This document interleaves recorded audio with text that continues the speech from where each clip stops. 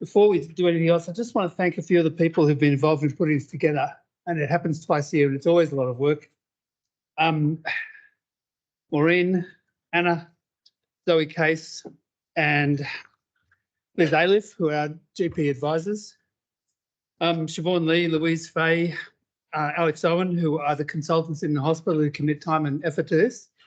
Fiona Donovan, who runs the outpatients and is an intimate part of the GP shared care infrastructure. And of course, Chantel, who is the point liaison for all of you and always spends hundreds of hours organising this stuff every year. She's paid sort of a half-time position and she works 2.5 times. So we're really lucky to have her. On behalf of myself and the hospital, I would like to acknowledge the Bidjigal people, the traditional custodians of this land. I would also like to pay my respects to their elders, past and present, and I would like to extend that respect to other Indigenous individuals here today. So on behalf of the team here, I'm happy to declare this afternoon session open. Thank you. Hi guys, and to those that are joining us virtually, my name's Maureen Boyd. I'm one of the GP shared care advisors to the hospital shared care program. So for my sins, I get to do all these facilitating duties, and Anna Cannellan is with me, who's also a GP advisor today. Just a little bit of housekeeping today. Which is, oh, you've got it.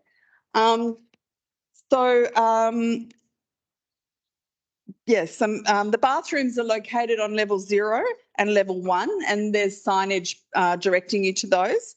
The fire exits are located on level 0. In the event of any emergency, Royal Hospital for Women's staff will give you some guidance around that. We request that you turn your mobile phones to silent. And if you do need to take a call, please, if you could step outside to do so you don't disturb others. We ask that no food is eaten in this lecture theatre. And we're pleased to present a comprehensive program this afternoon, but in the interests of keeping to time, we ask that you keep your questions to the end of each presentation. We have a lot of people here, both in real life and virtually, so there will be a lot of questions, and we'll try and get to everybody, but we may not get to every single question. Those online questions will come through, and I will present them to the speaker on behalf of the people watching at home. At the end of today, we need you guys to do the evaluation survey for the purposes of feedback for future events, but also to get your CPD points. We'd also like to, these events don't happen without a lot of people in the background, and particularly we are very fortunate to have been sponsored for this event. And we've had Besson's Healthcare, IVF Australia and Randwick Women's Imaging provide the sponsorship for today. So we thank them very much for their involvement. And I hope you got a chance to chat to them at lunchtime, and there'll be a short break where that might be possible if you haven't as yet. What was I going to say? Your attendance, in terms of your privacy, a record of your attendance will be provided to the sponsor, but no personal, identification other than your name and the name of your practice. If you don't wish to have a record of your attendance provided to the sponsor, could you please let Lauren or myself know, and we can look after that for you. Today's session has been RACGP approved for 2.5 educational hours, and these will be uploaded to your dashboard after the activity, but as you know, it sometimes takes some weeks for them to appear. There will be 5 antenatal shared care points. We spoke to the new people this morning about the fact that you need to complete a certain amount of education per triennium. Any remaining events for the CESPN for the 2023 calendar on the CESPN website, and you can register for them online. There are also clinical placement dates for 2024 that are online, and they will be available to register for early in the new year. So just that reminder that the antenatal shared care program requires you to have 12 antenatal shared care points in a triennium, to remain active in the system. So thank you for all that, listening to all that boring housekeeping, but essential.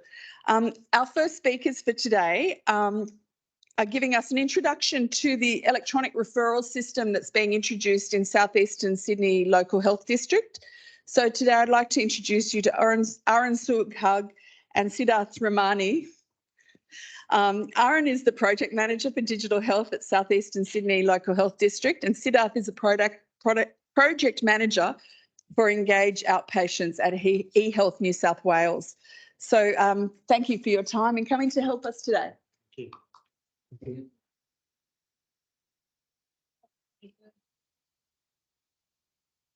Too close. Okay, does it sound okay now? It's still reverberating a bit. So thanks for the introduction. So my name's Arun. This is Sid. So Sid's from eHealth and I'm from the Southeast Sydney LHD. So our little slide pack will just cover those 4 or 6 points. Overview, eReferral benefits, pilot scope, pilot timelines, services that are going live, and the next steps for Southeast Sydney. Okay, I'm sure most people are familiar with eReferrals. I'm not sure whether I've got a pointer available to me, but going from my left to right, so this system is essentially a referral system that will be available through your GP practice systems. It's an icon, right? That's going to be able to be selected. So it's a health link icon that you click, and there'll be electronic forms, which will be basically where you put in your details for a referral. And once you've completed that, you can press submit, and it'll be secure messaging straight into the internal hospital system. This operates in two ways, or consists of 2 solutions. So there'll be an e-forms component that'll be available through your practice systems, and then there's a hospital-based system called eRMS, which is electronic management system or referral management system, and that'll be the hospital-based system that'll be where I deploy to. In terms of the internal system, there'll be your normal processes that'll take place. So it'll be received by our outpatient clinics. Admin staff will receive it, they'll screen it. Then depending on who the referrer is supposed to go to, send that to triaging to the particular doctor or specialist. Once it gets triaged, then goes into the post-admin, what's called function, and that's where the admin staff close it.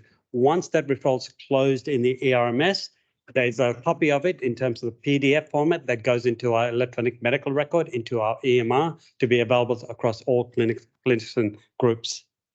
In terms of e-referral benefits, so the first one is just real-time transmission from the GP service straight to the hospital-based service. There's no delays, no lost film, no faxing. Okay, it's a fully integrated and supported system by all GP vendors, right? The copies of the referrals will be auto-saved and stored within the GP software. This will eliminate error-prone and expensive manual referral processes. There's a faster communication process and obviously continuity of care between healthcare providers, and supports fast intervention and better health outcomes. In terms of my scope, so we've been given a limited what's called budget in terms of funding. So we put our hand up and said we wanted to really try this system. So Prince of Wales outpatients or centralised adult outpatients were selected, along with some selective outlier areas. And we're basically going to try this system, and hopefully it works for us. I think it's been deployed at Sydney LHD and it's working well there. Oh, sorry. Previous slide. In terms of the next steps, what we'll do is obviously we've been given funding just to deploy to outpatients, and the next steps will be pending a business case, and that's where we'll hopefully deploy to the rest of the LHD. In terms of project timelines, for the e-referral component, we will go live on 20th of November, and for the internal system, we will go live on the 21st. Obviously, we need something populated into our system, and that's when we'll start operating from the 21st of November, which is very, very close. This system is fully integrated with our EMR, as I mentioned before. The services that are going to go live on the board, I did miss one, and that's dietitian and nutrition. So those are the services that you can refer to, okay, from the 20th of November. Next slide. So as I said, what's next for EO at Engage Outpatients or eReferrals at South East Sydney? I mentioned that the funding was only provided for the pilot. So the next steps is for us to develop an options paper, basically the pathway of least resistance in our deployment strategy. And depending on what we select or what the execs select, we'll do a business case and to secure funding. And in terms of scope, I mean, just keep in mind, we're talking about over 1,000 clinics across Southeast Sydney. So hopefully we can move forward with this. Oh, wonderful. I'll hand over to Sid. Thank you. Thank you, Arun. Yeah. So there's a little animation here that talks to the, I'll actually talk about the GP notifications, the bit where, you're able to communicate back and forth with the hospital. So when you send the referral through, there's an acknowledgement straight away after you send the referral through, once the LHD receive it. And there'll also be acknowledgements every step of the process that Arun touched on, basically this bit here. So when it's received, there'll be a notification. When it's screened, there'll be a notification, triage, and then accepted, rejected, you'll get notifications. If the LHD wants more information and additional reports or anything, they can put the referral on hold, and that notification will come straight back into your GP systems.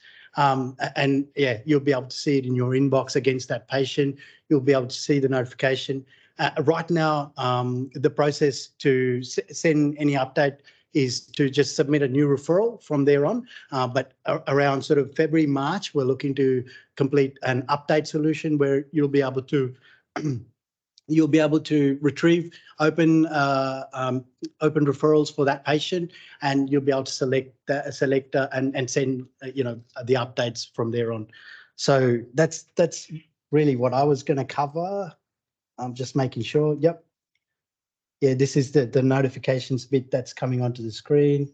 Yeah, and these are our contact information for the project. So yeah, really excited to be rolling this out with SES, and yeah, we'll be rolling this across other LHDs as well as we go into the new year. But yeah.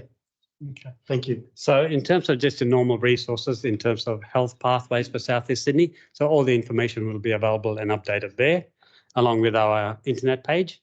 That's the end of our session.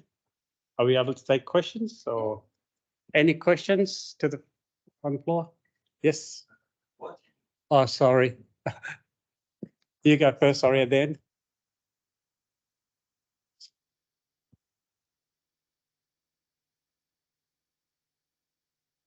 I just wanted to confirm the dates that you mentioned going live November 20th, 21st. Is that's for the pilot or is that for rollout? So on the 20th, we're going to go live with eForms, the referral system. Again, it's still within the pilot scope, just a pilot. Okay, so eReferrals, we're going to open that up to be able to get referrals in. Again, it'll be just active in terms of the selection that you'll be able to do with the practice systems. We internally will be able to receive and operate from the 21st, basically the next day. Okay, still. So we'll have access. Every GP will have access. Yes. At that point. Cool. Thanks. And you'll be able to refer to those 25 services. In health. In health, Healthlink. like RMS and some of the others like Spectrum, and then Yeah. That was something behind my question. Do you have an idea what when you open HealthLink, will it say public hospital referral, or what would it look like to us? Because at the moment, all you get is you key in a provider's, whether you want a neurologist or and the person's name or address or something, and then the database searches and finds you choices. That's the first one. That if you select referral, then you get to the second one that are. So this will be separate to a separate. Yeah. Okay. Thank you. Outpatient referral and SES link especially, and that will go specifically to the services that Arun brought up a little while ago. When you select each service, it'll have the option to do a named referral or unnamed in compliance with Medicare. So.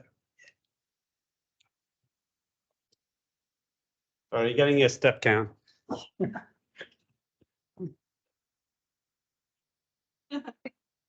So I've previously worked in Indigenous health, and most Aboriginal medical services use Communicare, which is about the slowest adopter of technology. Is they're through Telstra. Is there a future scope for this to be rolled out, do you know, through Communicare? Yeah, so you want to answer that? Absolutely. So we're working closely with the Aboriginal Medical Services and through the Ministry of Health. We're engaging them as well. And yeah, we'll continue to, embed that with them as well. Absolutely. Yep. There was just a question online, which I can probably answer myself. There was a question online asking if this is for antenatal services as well, or just Prince of Wales. At the moment, it's just for Prince of Wales, but there is a process in place at the moment that's being worked on the inside to try and get Royal Hospital for Women involved in the HealthLink access in the near future. So possibly in the new year sometime, but it is being worked on currently. Any other questions? Okay, thanks everyone. Thanks a lot. It's up to date. Thank you. So it's great to have that opportunity to hear what's going on in the background and have us all ready to use eReferrals. Our first clinical presenter today is Ron Fleischer. He became a certified genetic counsellor in 2011 and since has worked at RPA, Royal North Shore and Sydney Ultrasound for Women, as well as in his own private practice. He is now the senior genetic counsellor at the Royal Hospital for Women. Please welcome Ron to talk to us today.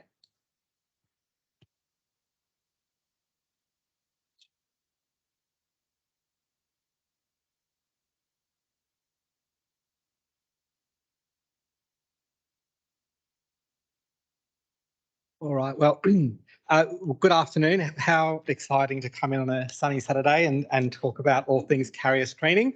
I have two soapboxes. I've got an MIPT soapbox and I've got a carrier screening soapbox.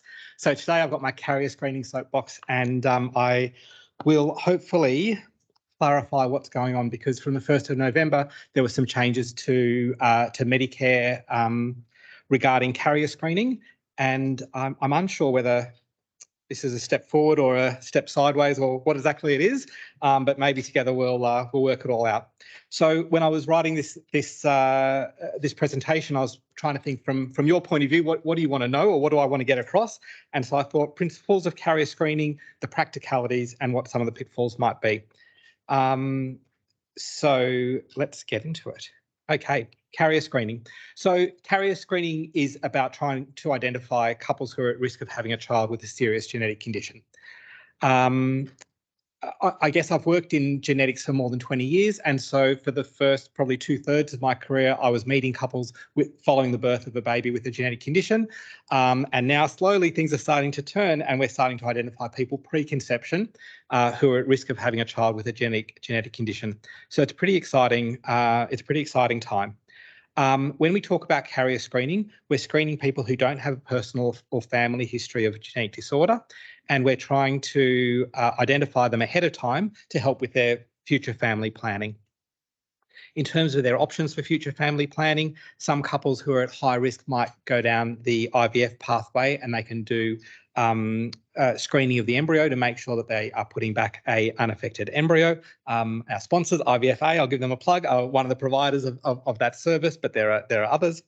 Other couples might look at using donor egg or donor sperm, and many couples, once they are armed with this information, will think about doing prenatal diagnostic testing. So essentially we're talking about CVS or amnio, but you need to know what you're looking for if you're going to do a CVS or amnio. So you can do a CVS or amnio for chromosome conditions, but we're not talking chromosomes today. We're talking monogenic conditions. And if you don't know that you're a high-risk couple, you wouldn't turn up for a CVS unless you know ahead of time. So it's a tricky nut to crack, but for a while, carrier screening has been available. It seems to make sense because serious monogenic genetic conditions are a significant cause of infant mortality and morbidity, and a common cause for paediatric hospital admissions.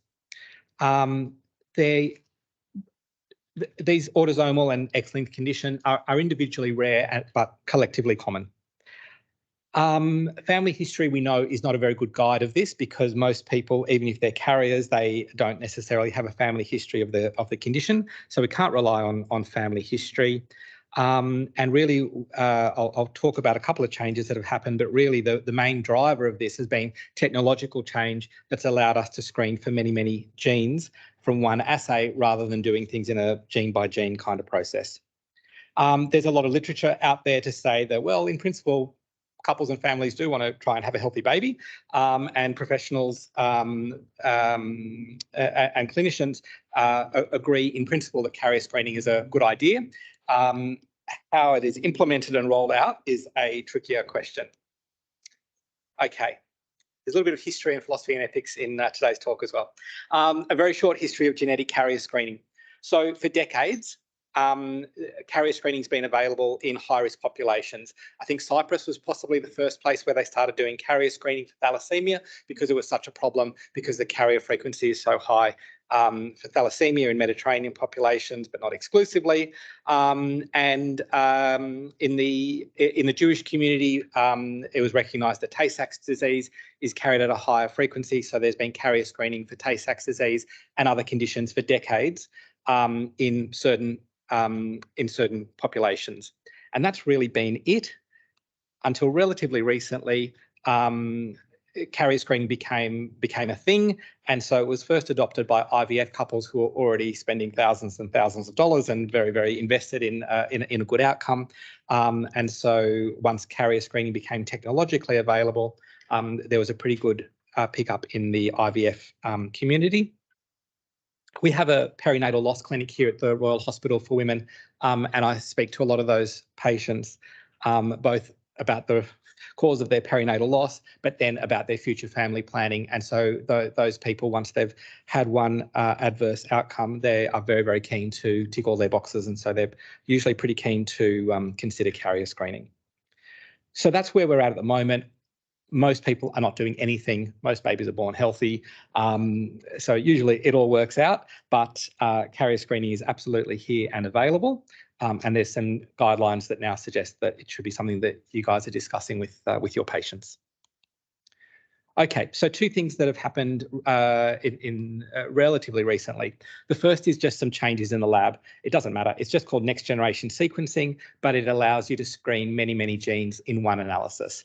So the cost and turnaround time of screening one gene or 10 genes or 50 genes or 500 genes is really not that different. So that is a real asset when you're trying to look for a lot of many rare diseases. The other thing that happened was that this little girl, Mackenzie, was born right here at the Royal Hospital for Women in, I think, 2017. Maybe someone can correct me, but I'm almost sure she was born in 2017.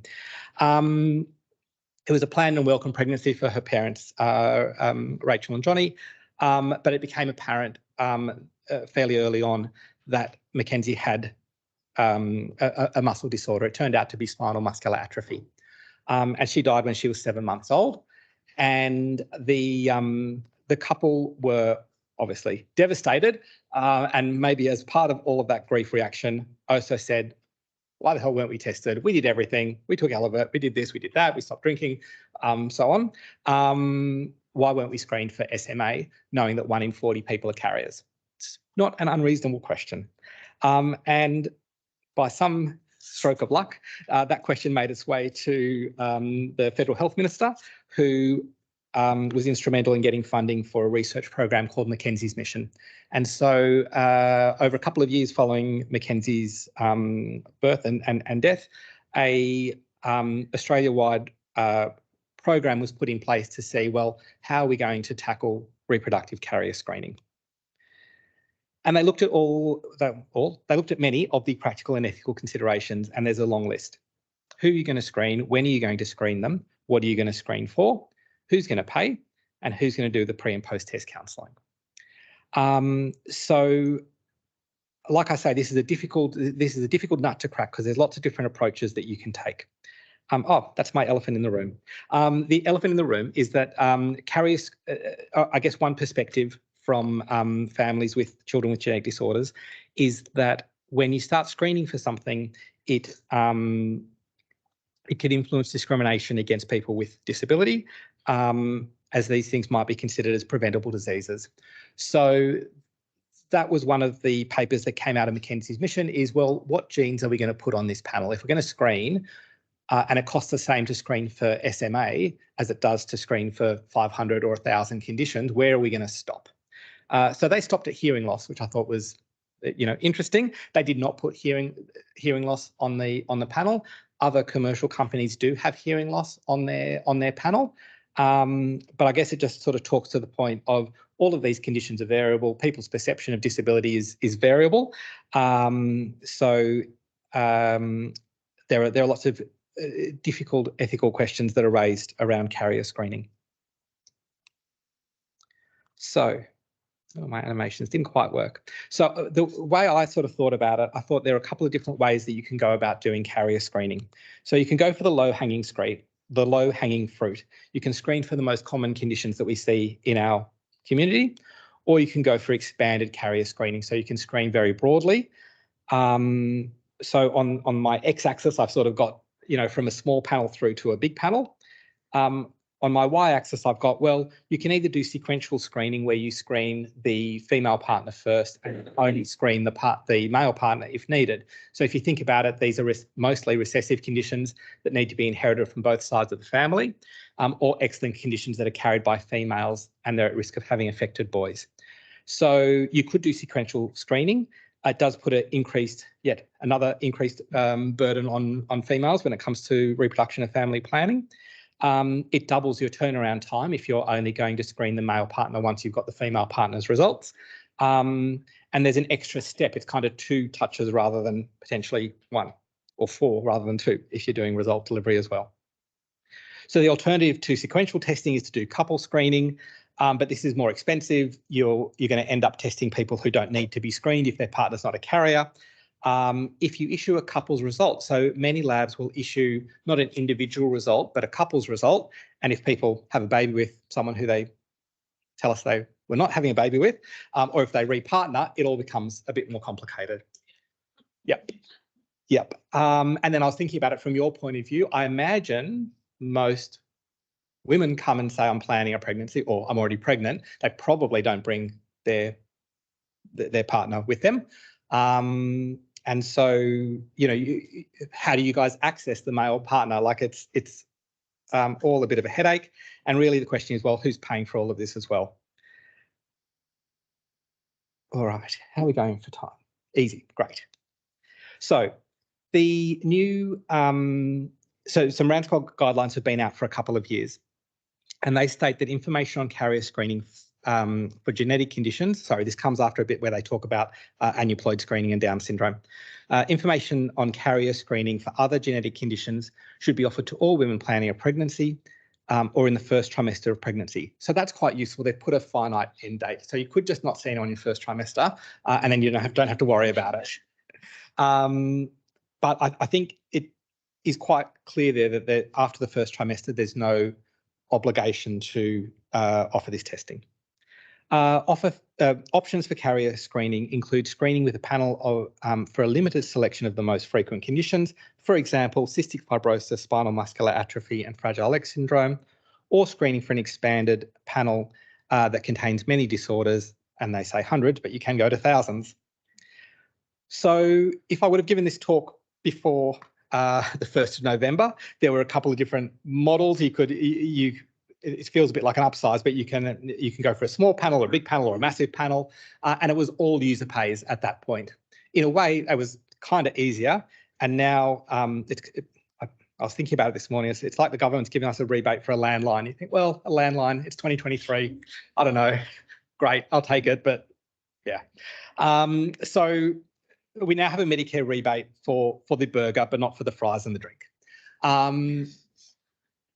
So I think the the situation that you're all in now is that you've got to work out what works in your practice and with your pathology providers as to how you're going to roll this out. So let's talk about what's in the burger. So the burger just has cystic fibrosis, spinal muscular atrophy, and Fragile X syndrome. That's now a Medicare rebatable test for females only, initially. So that's the rebate number. If you read the wording, they didn't want to say women. They said women with certain chromosome they said people with certain chromosome characteristics. It's the most unwieldy thing. Anyway, I have said women, putting it out there. Women who are planning a pregnancy or already pregnant in the first trimester.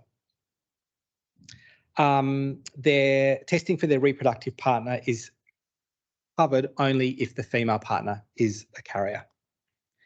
There's about a 2 to 3 week turnaround time for results, and all of your favourite pathology providers have already got this information on their website. They're ready to go. There's forms to download. So they are, I think, trying to make it pretty easy for you to order the test and for them to collect the Medicare rebate. And if you do this, about 1 in 20 of your patients will be found to be a carrier. So that means that 1 in 20 people that do the test, you'll need to let them know that they're a carrier and then arrange to see their partner, order the test on the partner, see him with the results. If they're a high-risk couple, refer them one way. Most likely they're going to be a low-risk couple, and you can provide some level of reassurance in that scenario. The pitfall is that it is a bit like a landline. It's kind of limited in 2023, and you can do a lot better than screen for 3 conditions.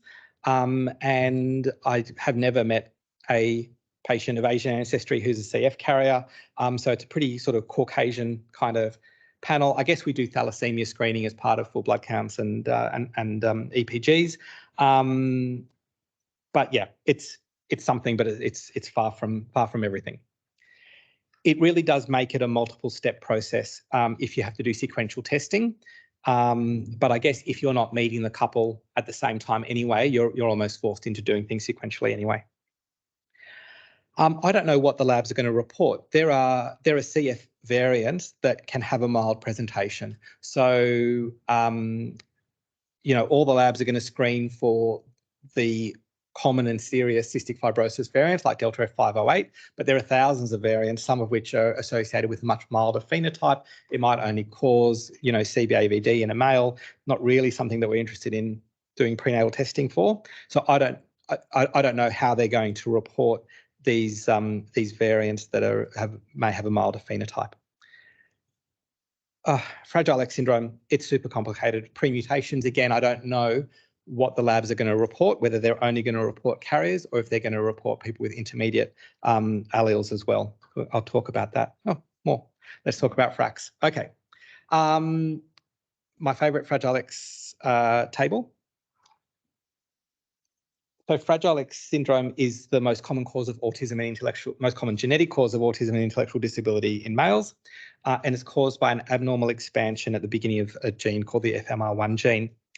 Usually that expansion should be under 44 repeats. So if you test a female for Fragile X, you'll get back 2 numbers, both of which hopefully are under 44. That person isn't a carrier. Happy days.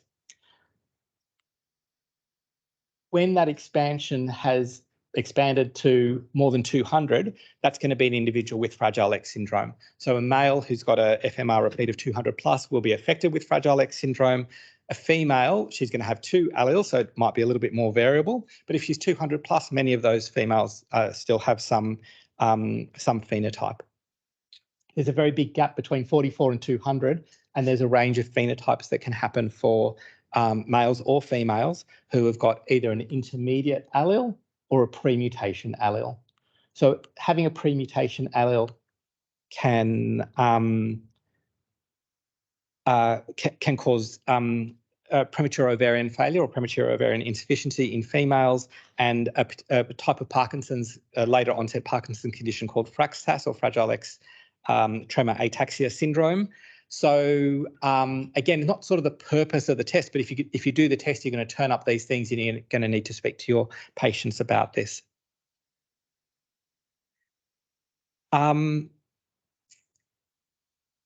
Okay, so we talked about what's covered by Medicare now, which is just the CF, the SMA, and the Fragile X. What is also available is expanded carrier screening.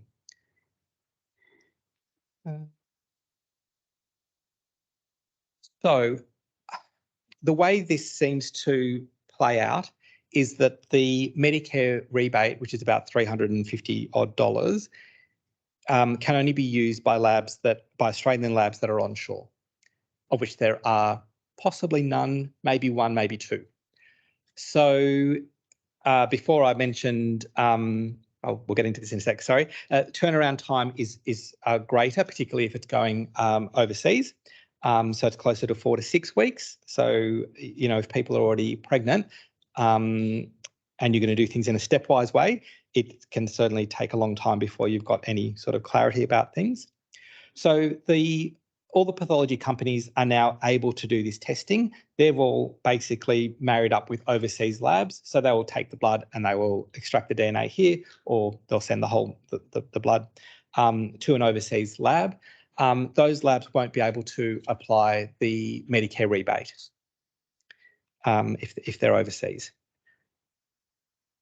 I run an end-to-end genetic counselling service, but really I can't get away from the fact that this testing can be complicated, and perhaps the simplest thing for you to do is to refer to an end-to-end genetic counselling service, which could be me, it could be Sydney Ultrasound for Women, Ultrasound Care. There's a few other providers around that can do this for a cost. That's up for you and your practices to work out how you're going to tackle this. If you screen individuals for a broad panel of more than 500 genes, about 2/3 of people will turn out to be carriers, and so you're going to need to screen the partner anyway. So particularly when it's someone else's money, it seems sensible to screen both partners concurrently, and then in about 4 to 6 weeks, you know exactly where you stand. You've got her results, you've got his results. Either it's a couples report, or you look at them and say, well, you're both carriers for things, but they're different things. You remain at low risk.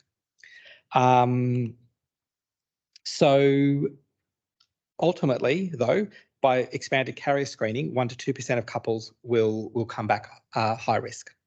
Okay. So I was trying to do the maths. I don't know if my maths is correct, but I thought if we do 5,000 deliveries at the Royal, there would be 2 babies with cystic fibrosis, 1 with Fragile X and 1 with SMA, and maybe another dozen that have some other recessive or X-linked condition that would have been picked up on carrier screening.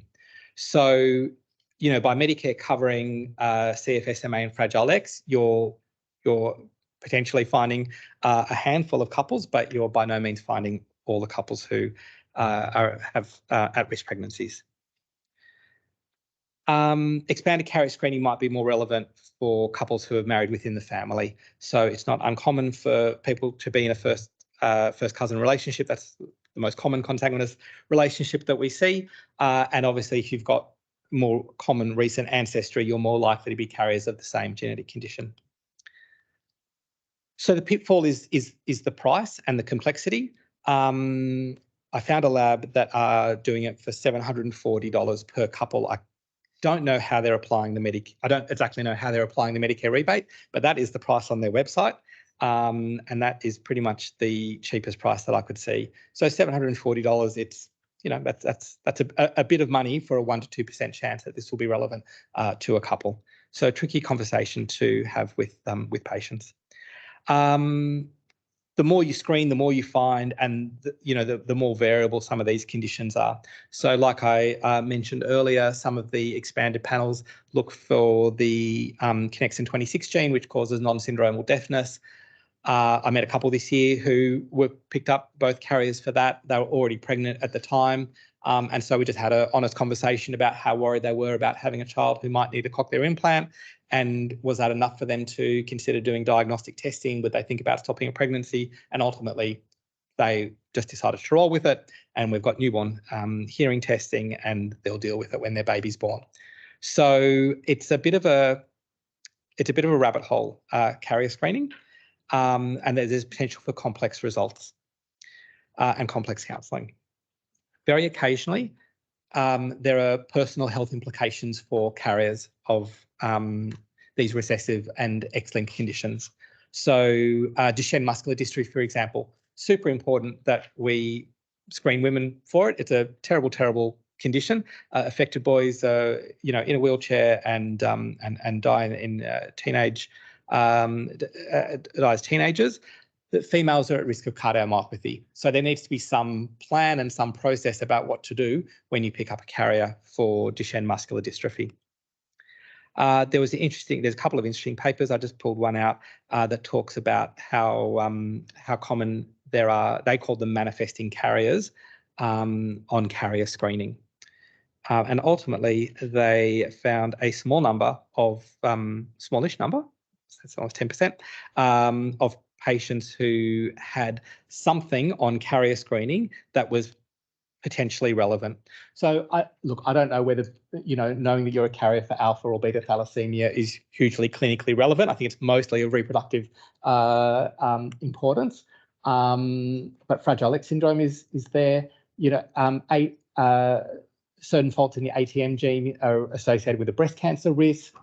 LPL is hypercholesterolemia. So there are kind of there can be unexpected consequences of doing carrier screening. It's not common, but it happens. Oh, this was a nightmare.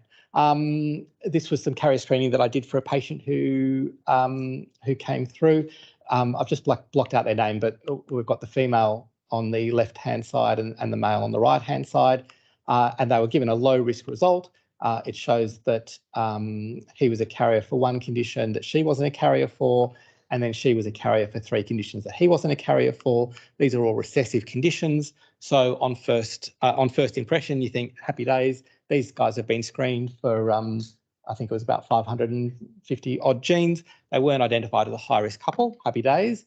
But then you read the fine print, and she's been found to carry a variant in this gene called TERT that I'd never heard of, but I think the T stands for telomere, and then the lab gives you this information. And it says that some carriers for TERT variants can be at risk of an autosomal dominant form of the condition. So what's the autosomal dominant form? Well, some variants might not have a severe condition, but they might develop pulmonary fibrosis or bone marrow failure, all have no symptoms. Yes, I can, except when I turn around, it gets tricky. So, I kind of feel that this was a vomit patient, a victim of a medical intervention and testing. She was healthy and well, but we had to sit down with her and take a more detailed medical history, talk about this result and make some kind of management plan. She was pregnant, so we decided to put it all off for 12 months until she's had her baby, and then we'll sit down and think about it all again. But these are the types of things that can turn up on carrier screening. So we're up to the practical bit, thankfully for you guys. Possible pathways. So I guess your dream patient would say, oh, no, I'm not that interested, thanks, but no thanks. And as long as you document that, I think you've done your job. It drives me crazy when I do my whole spiel and then people say, oh, we haven't got a family history, I think we'll be okay. It's like, well, the whole point is you don't have a family history until you do, by which point it's too late. But if you give people the information and they decline and you document that, I think you've done your job. You might decide to screen the female partner because she's probably more likely to present. And if she's not identified as a carrier, you don't need to screen the partner. You can tell them that it's low risk. All of this is risk reduction, not risk elimination. But you can tell them you're low risk for the conditions that we screen for. You might decide to screen the female partner. If she comes back as a carrier for a recessive condition, you'll need to arrange to see the partner and screen him. If by chance they both turn up and you could organise concurrent screening, keeping in mind the sort of weird Medicare situation we're in now where her test would be covered or subsidised and his would not be. But if they say, you know, money's no issue, let's just do everything and tick all the boxes, that's great. Just order the biggest test and do it concurrently, and you'll get your results and go from there. And I think if someone presents after the first trimester, I don't think you need to revisit this, and that's what the RANSCOG guidelines say. So you've got a bit of cover there.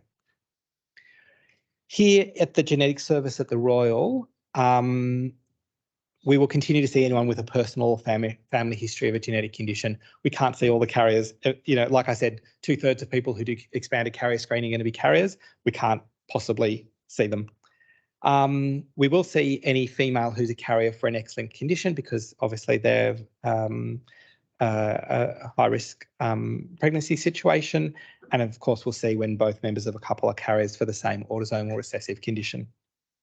That's the referral form. I was a bit excited in that previous talk that this might all go electronic, but at the moment, I think it's a paper and fax kind of system still. Lucky we've got those landlines. There's a referral form, send it through, send a copy of the results, and we'll contact the patients and make a plan. I put down a couple of the actual words that I use because I think it's really important to get the words right and to be able to deliver this in a sort of succinct kind of way. So I kind of thought that something along the lines of there's some extra testing available to check that you're not unknowingly at risk of having a baby affected by certain serious genetic conditions. It's a bit clunky, but that's the reality. Is this something you're interested in? And take a family history. I guess most people won't report a family history, but if they do say, oh, I've got a cousin with CF, you could send them to us, or you could order a CF test. Then if they do express an interest in that, I would sort of pitch it to say, well, the basic test is covered by Medicare that covers 3 genetic conditions. We could just do that, or we could go broader and test for many different genetic conditions, but there'll be an out-of-pocket cost.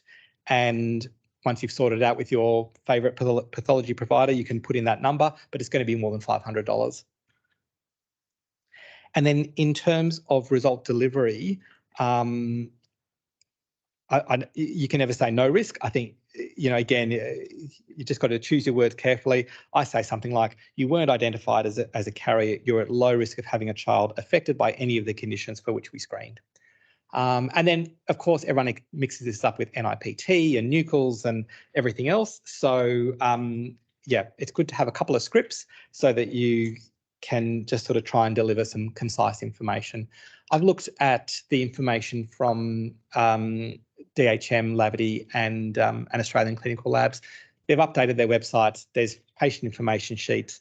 It's all there. So at least if people leave your office with that information, I think we're well on our way. There is a non-branded generic information sheet about carrier screening on the genetics education website. I should have put that URL there, but it's just genetics.edu.au. If you follow the links to fact sheet, there's a brand new fact sheet that talks about everything that I've covered today, including what's covered by Medicare and what's not covered by Medicare. So perhaps in this confusing landscape, all you can realistically do is send people away with some good information, either from your pathology provider and or from genetics education. I've put that RANSCOG information there up there again because I think you now have to do something because patients can access some testing for free, and RANSCOG have suggested this is the screening that people ought to be offered. So I think that's the end. I did have a little PS that I wanted to add. The other Medicare item number that they introduced was for Tay-Sachs disease and about half a dozen other conditions that are more common in people of Ashkenazi Jewish ancestry. I feel like we've moved on from ethnic screening. I think we were really hoping to head towards a sort of pan-ethnic model because people are of all sorts of mixed ethnicity and ancestries. B, there are people who don't know their ethnicities or ancestry. And it just seems crazy to screen for a limited panel when you can do more. So even though there are there's an extra couple of $100 in there for Tay-Sachs screening and related conditions, I kind of think you need to philosophically make a decision with the patient. We're either going to keep it small and contained and tidy, or we're just going all in and we'll do expanded carrier screening and see what they'd like to do and try and facilitate that through your pathology provider, or send them to me. Not at the public, at the private, please.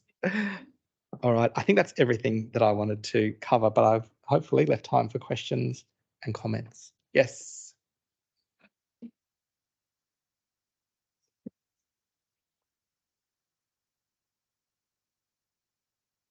The documentation about screening tests is awkward. So I work for Avant as one of their expert committees. We had a circumstance where a refugee couple were down in Wagga and were offered first trimester and IPT screening. In the notes from the doctor, it was quite clearly outlined what the testing was for and that the patients had declined the test. Of course, they went on to have a baby with Down syndrome. They sued on the basis that they didn't understand what they were being offered. And to my horror, Avant settled the case. And I pointed out to Avant that this practitioner in Wagga had actually exceeded probably what 90% of other practitioners would write in their notes, as opposed to a handwritten decline testing.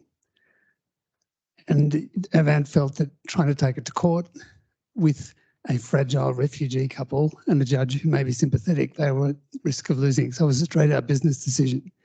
And I was really annoyed because I thought it was a case setting thing. That's one issue about, did I really, if they claim afterwards, I didn't understand what I was being told. And as Ron points out, the testing does not rule out genetic anomalies altogether. There's still a risk of something. The other thing that I wanted to talk about, I've almost forgotten. Genetic testing from IVF stored specimens from 10 years ago is well and truly out of date.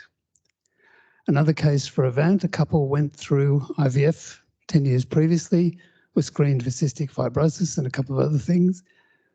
Specimens were put on ice, they separated. 10 years later, they went back and for some uncertain reason, he allowed her, having been separated for 10 years, to use his sperm to have a baby together. So not counting the psychopathology involved in that decision. The baby was then born with cystic fibrosis. I went back and tested him, and on the new testing, he was positive, he was a carrier. So the IVF clinics have thousands of samples which have supposedly been genetic screened, but the genetic screening is no longer up to date. I don't know how you counsel people about that, but those are two legal cases, both of which Avant had a lot of trouble dealing with. The IVF clinic one was an interesting one because the practitioner, as the primary IVF practitioner, was actually a co-owner of the clinic. So they were kind of done all round. I don't know how you can address that, Ron. Look, I think all you can say is that, you know, you've had a test that's correct at that moment in time. Yeah, I know. But maybe you have to use This is like the pitfalls list. And the more we do, the more we find and the more complex it gets. And despite the excellent presentation, the complexities are myriad.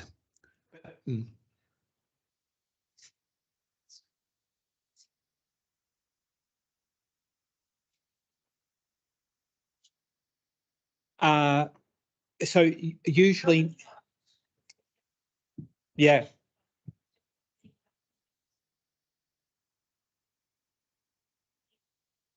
Generally, no. So generally, no. So overwhelmingly, most of the recessive conditions don't have any health implications for that individual. There's a handful that do, but you know they do look at cholesterol gene changes that can be nasty if both parents are carriers and the baby or the child has a childhood onset. But then if that person is also at risk of high cholesterol, yes. Yeah, no, that's right. That's right. The carrier parent would be at risk of high cholesterol. If that was part of the assessment as part of their insurance premium, then potentially that's something they would have to disclose. maybe you have to use phrases like the implications are unclear. that. There's a in reality, there's a moratorium on using genetic testing for insurance. So I can't really see a scenario where it's going to be an issue, but I can't promise that it's not. Yeah. Yep. Well, I think that insurance companies must indemnify doctors for wrongdoing, should put together something that is very clear in simple language, what the patient is getting, what are the additional options, and it does not exclude that you can say that at this stage, when those being tested, they're not a carrier. They should read that, understand it, and sign it, because it's going to happen again and again. And you don't have time to write an essay when you see some of the client recommendations. That's all you can say. And if a patient comes to you and says, "Oh, should I use Lavity or DHM or ACL or New South Wales Health Pathology?" All of the panels are different, and you're not going to know. You're not going to know the intricate ins and outs of that. So I think probably as a provider or as a practice, you need to work out what your options are, what you're offering, and I guess put it out there to say, look, this is the standard practice that we want to provide. Ron, there's just an online question asking about access to private genetic counselling and the approximate cost of that. Yep. Thank you. Might have been a friend of mine. So I have a private practice. I charge patients $200 for a consultation, and then whatever they decide to do in terms of testing is billed by the pathology provider. So I'm not sort of affiliated with any of the labs. Some of the other labs have got genetic counsellors that work for them. I know that DHM and Lavity both employ a genetic counsellor, so there should be some level of support through that. Otherwise, as far as I know, places like Sydney Ultrasound for Women and Ultrasound Care do offer genetic counselling and carrier screening service. Probably a similar model to me, where you pay for a consultation and then you pay for the pathology.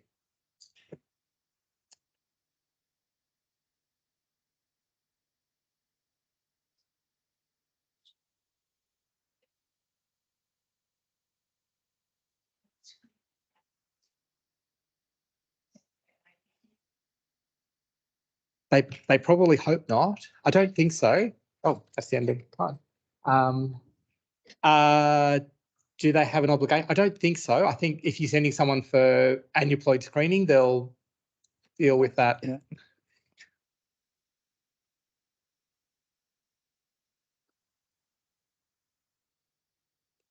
The ultrasound providers, unless they've been seen by a doctor who offers a specific consultation, they can't sort of upsell what they're doing. They can't the sonographer or the receptionist can't say, "Oh, while you're here, do you want the blood test?" You'd have to have a specific consultation about it. Guys, please wait for the microphone for questions because they can't hear them online. I've just got another online question for you, Ron.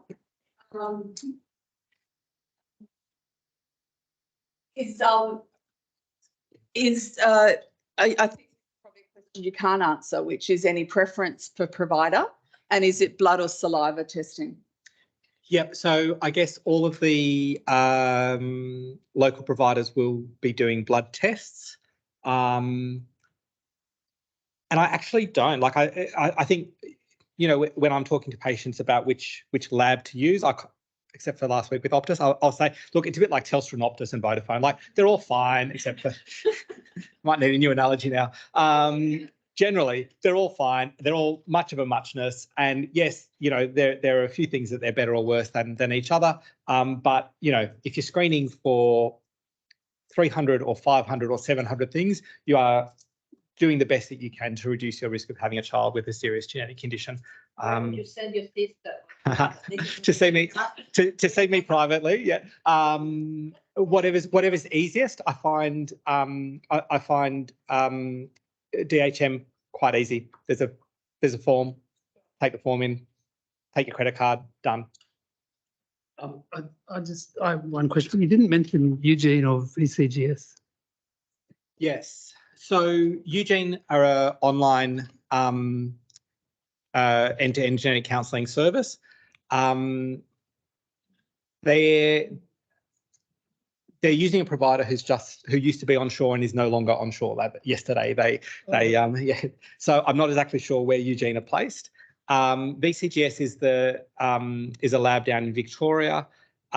They seem to have a clinical pathway and a patient-facing pathway. Again, they tend to do couple screening rather than individual screening. So yeah, there's probably about half a dozen different providers, all with their own sort of nuances and strengths and weaknesses.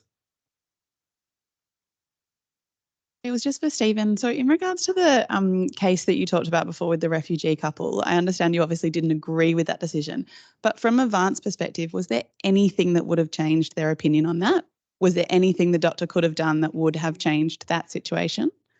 It's a really good question with respect to informed consent for screening. Informed consent for screening is a minefield as well. Informed consent per se is a kind of flawed circumstance. The decision was made, obviously, Avant takes cases on as an individual basis, and they often make, Avant's $1 billion company now, and they don't care about right or wrong.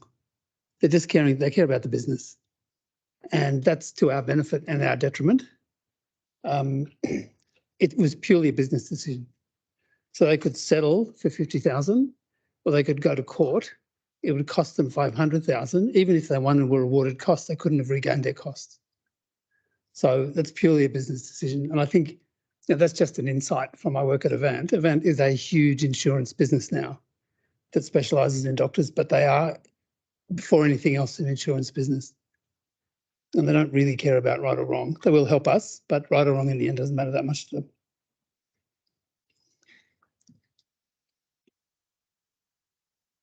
Sorry, that may be a bit mean, but you get the gist of it. I just wanted to clarify about the MBS rebate for expanded screening when you do the couple screening. So I understand that hers is automatically covered and his isn't, but then what if she's then found to be a carrier? Is it like a retrospective rebate applied to his or not? Do this. Oh, right. Okay. to be confirmed. 2 labs. So VCGS is one of them. There's only 2 labs onshore that are doing expanded carrier screening that I know of. So one's in Queensland called Genomics for Life and VCGS down in Victoria. So that's the only 2 labs that are trying to grapple with this, because all these labs can't use them. Let's wait for the microphone if you could. Thank you.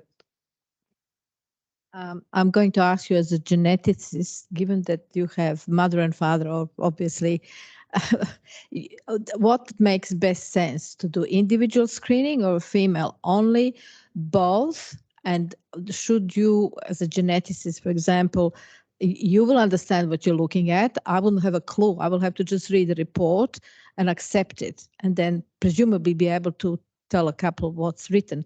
So what makes best sense? Because if it's a matter of $200, I would normally say to a patient, it's $200 extra, and it's not bulletproof, but it's going to give you a lot better information. Sorry, reverberate.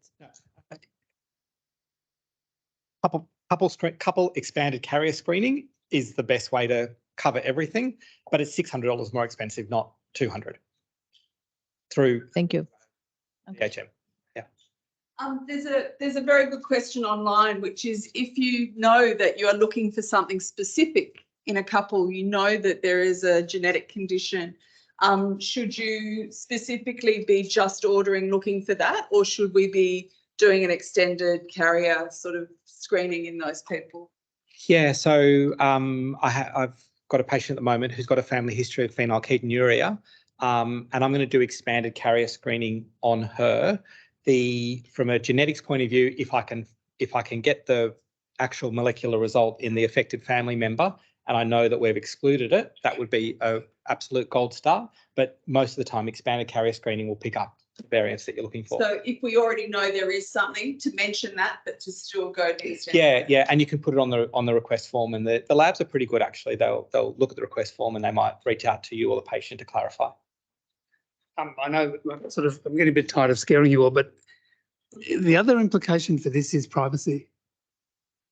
Who owns the testing when the patients have given the blood, what does the lab do with it? Do they keep it? Who has access to it? If it goes on the My Health record, who owns this data? And the insurance companies are desperate to get this data. The level of cancer screening that's available now is another whole minefield. And some of the labs will try and upsell, the private labs will try and upsell their cancer screening as a package. And I'm not sure I'd really have it. I'm not sure I want to know it, unless it's a familial thing. But the privacy aspect of some of this data is yet to be explored in any kind of real contentious issue.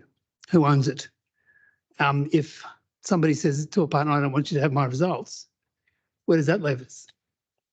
So, you know, if somebody gets some results done somewhere and won't disclose those results, where does that leave us? So there's a whole nother layer about privacy and issues about this. I don't know if you've come across this as a problem or not. I guess I've had patients who have wanted to send their test offshore because they don't want it recorded in their medical record here. And I've had patients who have been worried about their data going offshore. So I've seen both arguments. I mean, we don't even know who owns the Guthrie blood samples. There's millions of those stored somewhere and nobody knows who owns them.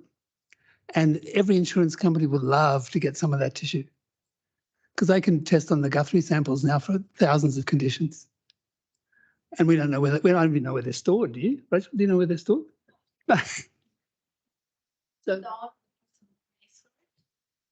I mean, isn't the owner a person who pays for it? I mean, so if I'm just making an assumption, for example, if you don't, people who have Medicare card will use the Medicare card, but you can choose not to. You can be just Joe Blogs.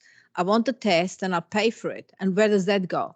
How is that sort of dealt with? I mean, isn't somebody who pays fully for the test an owner of that? And it's not necessarily going to go into your medical record of any sort?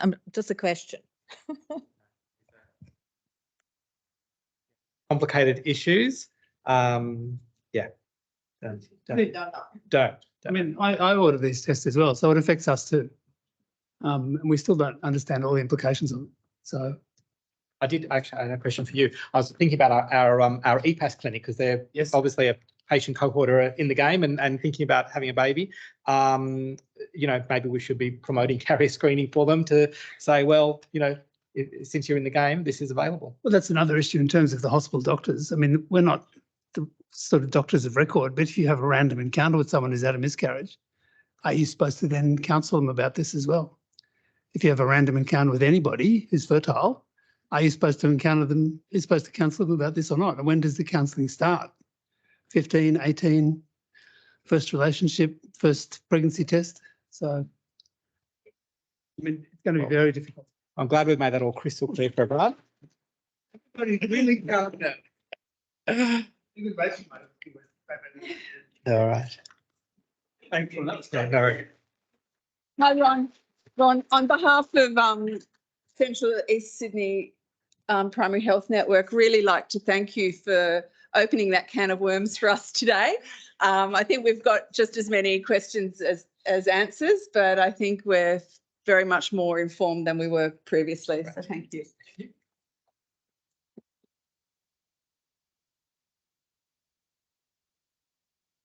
So guys, moving right along, because you've not got enough information in your head quite yet. Our next presenter is Rachael Rodgers. She's a fully qualified obstetrician and gynaecologist with subspecialty training in reproductive endocrinology and infertility. She's dedicated to both preserving fertility of women and assisting couples and single women in their journey towards parenthood.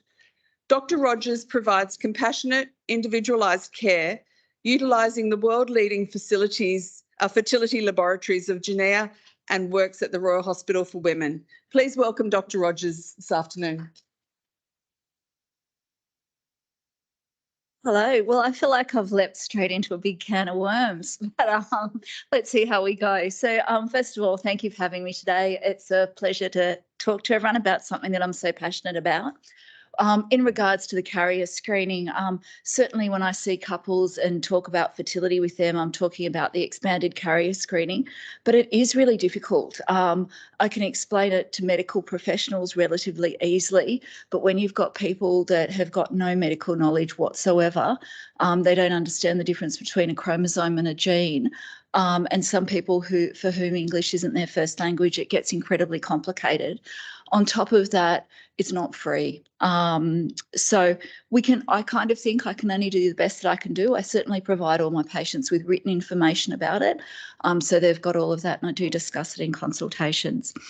But anyway, that's not what I'm here to talk about today. I'm here to talk about our fertility service at the Royal, which I'm really, really passionate about. So very much our ethos at the Royal, as far as fertility is concerned, is that we want to give every person in New South Wales who's appropriate the opportunity to have a baby. And that's regardless of their financial situation or the complexity of their medical issues. So to give you a little bit of background, fertility, and you probably know a lot of this, but it's estimated that 1 in 6 couples experience some difficulty conceiving. And the prevalence of infertility is likely to increase. The biggest factor is increasing maternal age. Increasing maternal age means lower egg numbers and poorer egg quality. Sperm counts have been decreasing over the years for a number of reasons. And there's also lifestyle factors that are increasingly playing a role. So increasing BMI, there's smoking, which is going down, there's poor nutrition, there's drugs, alcohol, and there's stress. So to give you an idea of what's happening with maternal age, just over the last decade, so this graph is from 2011 to 2021, and this is different states looking at the prevalence of women who gave birth at less than 20 years of age, and you can see those numbers are decreasing.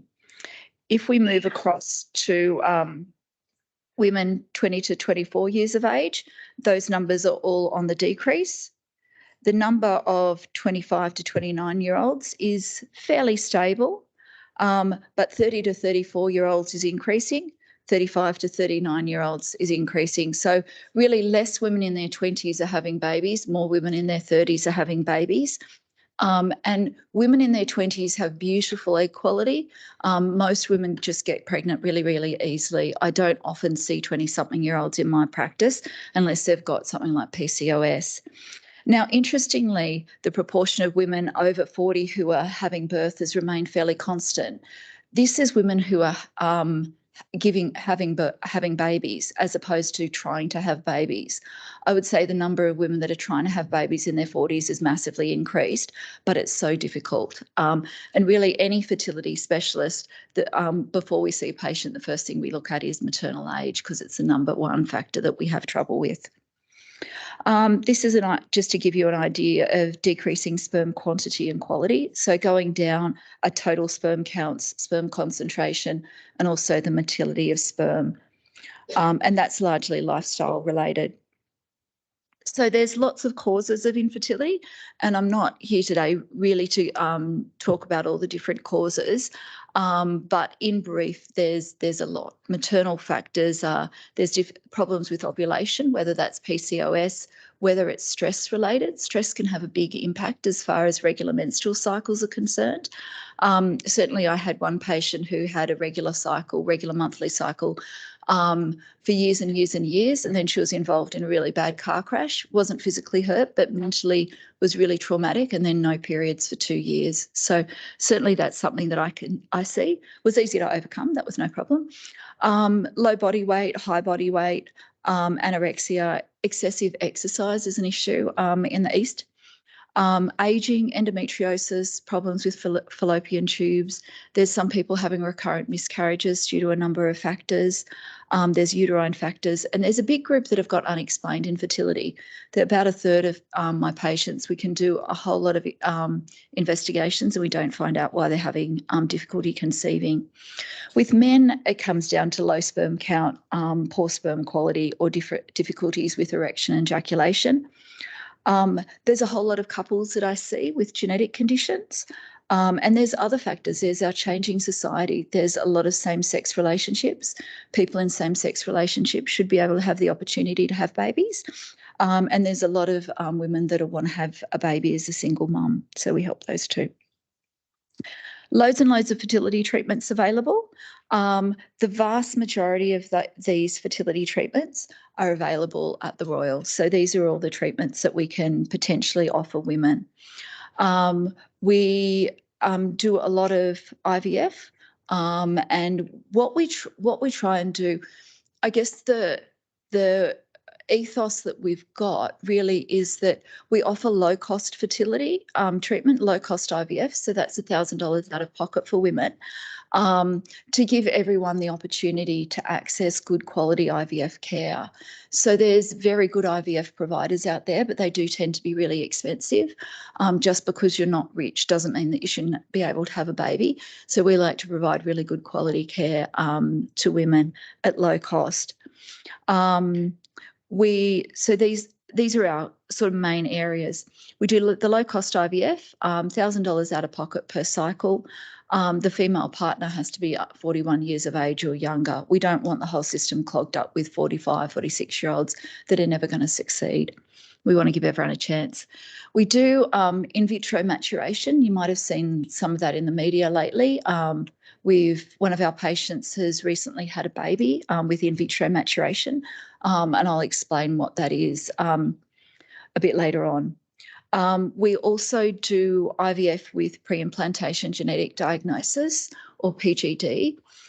So this really follows on from the talk that you've just had. So if a couple have got a genetic disease, then in the vast, vast majority of cases, we can do an IVF cycle, create the embryo, and then biopsy the embryo, freeze the embryo, and do the testing on the cells that we've removed from the embryo to find out if it's affected with a genetic condition. And if it is affected with a genetic condition, we discard that embryo. And if it's not affected, we transfer that. So we started the PGD service only about 2 years ago. And when I initially started it, I really wanted to give women the opportunity to be able to access the care that they needed. So before our service was available, and it's the only low-cost one in the country, women who had a genetic disease had the option of going through a private provider, and that was going to cost them about $10,000 to $15,000 per cycle out of pocket, or they could conceive naturally, run the risk of having an affected baby. If they had an affected baby, they had the opportunity to have a second trimester termination of pregnancy. And we certainly had people at the Royal that have had more than one second trimester termination of a very wanted pregnancy. Now, our ideology was that no one should have to have a second trimester termination of pregnancy of a wanted baby, purely because they couldn't afford the IVF care that they needed. So we've started the service, and when I pitched it here, I thought we might get one couple a month, maybe at most one couple a week. Been absolutely flooded. I'm getting half a dozen referrals a week for this service, and that's without advertising. I'm putting a lot of pressure on the government to try and give me more funding so I can expand the service and really make it available for anyone in New South Wales. And eventually they'll get sick of me and just fund it for us. There's oncofertility. So oncofertility, it's, again, we want to give women and men the opportunity to have babies. So when young women in particular, when they're diagnosed with cancer, they almost all in the same breath get told, oh, guess what, you've got cancer, and by the way, you'll never have a baby. For at least 95% of women that are diagnosed with cancer, if we get a quick referral, we can either freeze eggs or embryos or ovarian tissue and give them the opportunity to have a baby in the future. Obviously, it's a really challenging area. Occasionally, we have to say no to women because it's just too dangerous. But the vast majority we can offer oncofertility care for. We can do it really fast. So we like to, pretty much the same day that we get the referral, we make contact with the patient. We send them forms to have blood tests and an ultrasound. Some of the ultrasound providers we have links with, and they've agreed to do the ultrasound the same day or at the latest the following day. So we make that initial contact with patient. As soon as we receive the referral, we get them sent off for bloods and ultrasounds, and then the next day we can see them. Now, for many women, that next day we can essentially start their cycle. So we don't have to wait for a period. If we're doing IVF, we do start an IVF cycle with a period. When we're doing IVF, we're wanting eggs from the ovaries, and we're also wanting to set up the uterus so it's ready to for an embryo to implant. So we've got two concerns. When we're doing egg freezing for women with cancer, we couldn't care less what's happening with their uterus. We're only caring about the ovaries. And even though we talk about these little follicles coming through at the start of each month, what's actually happening throughout the month, waves of follicles are developing. So we can leap in there at any time of the month and just start stimulating the ovaries and get excellent results. It's not for the faint-hearted. So hormone levels are all over the place. And the first time that I did one of these cycles at Gynaecology, the nurses were ringing me going, "Are you serious, Rachel? The progesterone's up and you're still stimulating the ovaries." And I was like, yep, keep going. And then we got 18 eggs. So we certainly can absolutely do it. And really, we only need about a 3-week window from the start, the time we get to the referral until they start their chemotherapy treatment. And most oncologists are okay with that. We work really closely with the oncologists. So often I'll ring the oncologists before we start a cycle and say to the oncologist, what's the prognosis? If the prognosis is terrible, there's no point me freezing eggs. But we'll have that conversation. Are you worried about bleeding? Are you worried about clotting? Are you worried about infection? Are you worried about cardiac issues? All of these sorts of things. We often have that discussion before we even meet the patient. And then I know that I'm on board with the oncologist and we've got enough time so I can offer the patient things and I can actually come through on what I'm offering to the patient. I don't have to tell them later on that I actually know. So we do a lot of oncofertility. And the other great thing that we've set up in our department is that we have a fortnightly multidisciplinary meeting. So I'll be the first to admit that I don't know everything about everything, despite what I tell my daughter. So we have a meeting that's every fortnight, and we have oncologists, we have geneticists, we have anaesthetists, we have obstetric medicine physicians, we have obstetricians, we have cardiologists, we have haematologists that will all log in as required and give us their perspective, which is incredibly helpful because for a lot of our genetic patients, they can be really complex. There's a news story that's going to come out in the next couple of weeks about one of our genetics patients who she's got a genetic mutation that caused her to go into cardiac failure when she was about 17, 18 years of age. She had a left ventricular assist device for a few years before having a cardiac transplant. After the cardiac transplant, she had an episode of hyperacute rejection. She had TIAs. She had temporary renal impairment requiring dialysis, all of these things going on. And then she got to a good place. And found out about our service and found out that she could have a healthy baby. So before we started any of her treatment, we had the obstetricians and the obstetric physicians involved so they could assess her. We could optimise the medications, optimise her health, get her all completely ready for her treatment. Then we, hand in hand, all went through her IVF treatment. We got her embryos, we biopsied the embryos, checked that the embryos that we were going to transfer weren't affected with a genetic condition. We transferred an embryo back. She got pregnant and she's had a little baby now. So you'll see that in the media. So that wasn't me doing her IVF as a solo person. I can't claim responsibility for that pregnancy. It was a team effort and we've very much got the team there. I gave a talk recently about starting up a complex fertility unit. And I said the most important thing I have in the unit is my phone because I've got loads and loads of phone numbers with all of these specialists in there and they're used to me ringing going, oh, hey, can I ask you a question about this patient? So it's very much a team effort and that's how we can provide the best possible care. Uterine transplant, we've done 2 uterine transplants this year. They were the first in Australia. There's since been one in at RPA, and I'll talk about them a little bit later on. So we're really kind of pushing the boundaries here, which is is kind of fun. So IVF, like I said, $1,000 out of pocket per cycle. That includes the first embryo transfer. Female partner must be 41 years of age or under. We say a maximum of 2 IVF cycles, and we try and stick to that rule. We are softies occasionally, and we'll break that rule. The main reason we'll break it is because if we've got someone that's medically complex, they need to have their egg collection in a big tertiary hospital.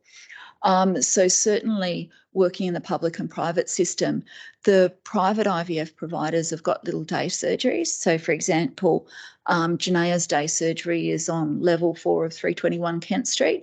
That's not a big tertiary hospital. So if I've got someone with a cardiac condition, if I've got someone that could potentially bleed at the time of an egg collection, could have any sort of problems, is a high risk patient, then I can't actually do their IVF in a private day surgery that's isolated. But here we've got all the backing of the team. And often when we've got these complex patients that we're doing IVF for, the various specialists in different areas will know that we're doing an egg collection on a certain day. And I'll say to them, you know, you must answer your phone at 8 o'clock on Monday morning if I ring. And they're very much like they're carrying around their phones.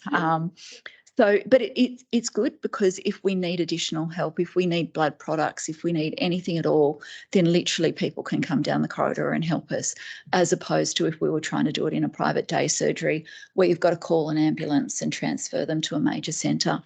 So that's our official rule, is that we do 2 IVF cycles a maximum to give everyone a go.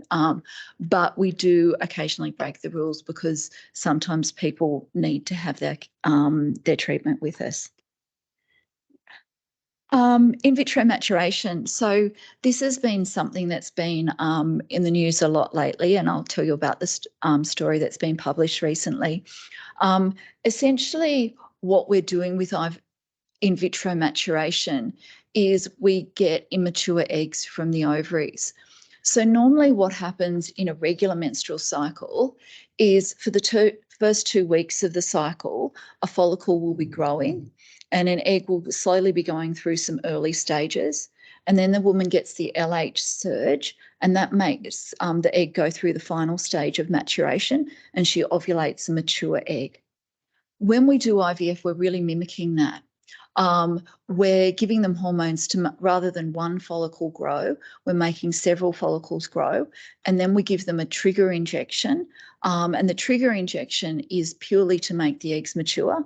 And then exactly 36 hours after the trigger injection, when we know we've got mature eggs, but before they naturally ovulate, we sneak in there and grab their eggs. So with IVF, we're collecting mature eggs, and that's what we're looking for. But it does require that 2-week lead time of hormone injections. In vitro maturation is we're just leaping in and grabbing immature eggs. They don't go through that 2 weeks of hormonal stimulation. It's not for everyone. So the article that was recently in the news has made a lot of people think, oh, if IVF fails, then there's IVM. Certainly I've got a 47-year-old perimenopausal woman who rang me the other day and said, I heard about IVM, can you do it for me? I was like, it's not going to work. IVM is good for young women. So under 35, we're not doing it for women that are over 35 and have got a big ovarian reserve. So we're talking about young women with PCOS that are a big risk of hyperstimulation. We can still manage them through IVF, but that we do now have the option of doing in vitro maturation. So this was a study recently published in the Sydney Morning Herald. This little baby is Bonnie, and she was born through IVM. So I think this patient had 2 days of hormonal stimulation and then no trigger, and then we leapt in and did an egg collection. We matured her eggs in the lab, and then we created embryos, and this is how the little baby came to be. It's only available at the Royal and in Perth at the moment, so there's only 2 places it's available in Australia. We've got a new type of IVM that we're doing that's superior, and it's kind of, we're doing something slightly differently to get better pregnancy results, and the pregnancy results that we're looking at with this new system are about double what they were previously. But it's not it's a great technology. It's but it's not quite as successful as IVF, and it's only for selected patients, and they've got to be young, big ovarian reserve. The time IVM is absolutely fabulous is if I get referred a young girl with cancer and she needs to start a chemotherapy, say in later that week.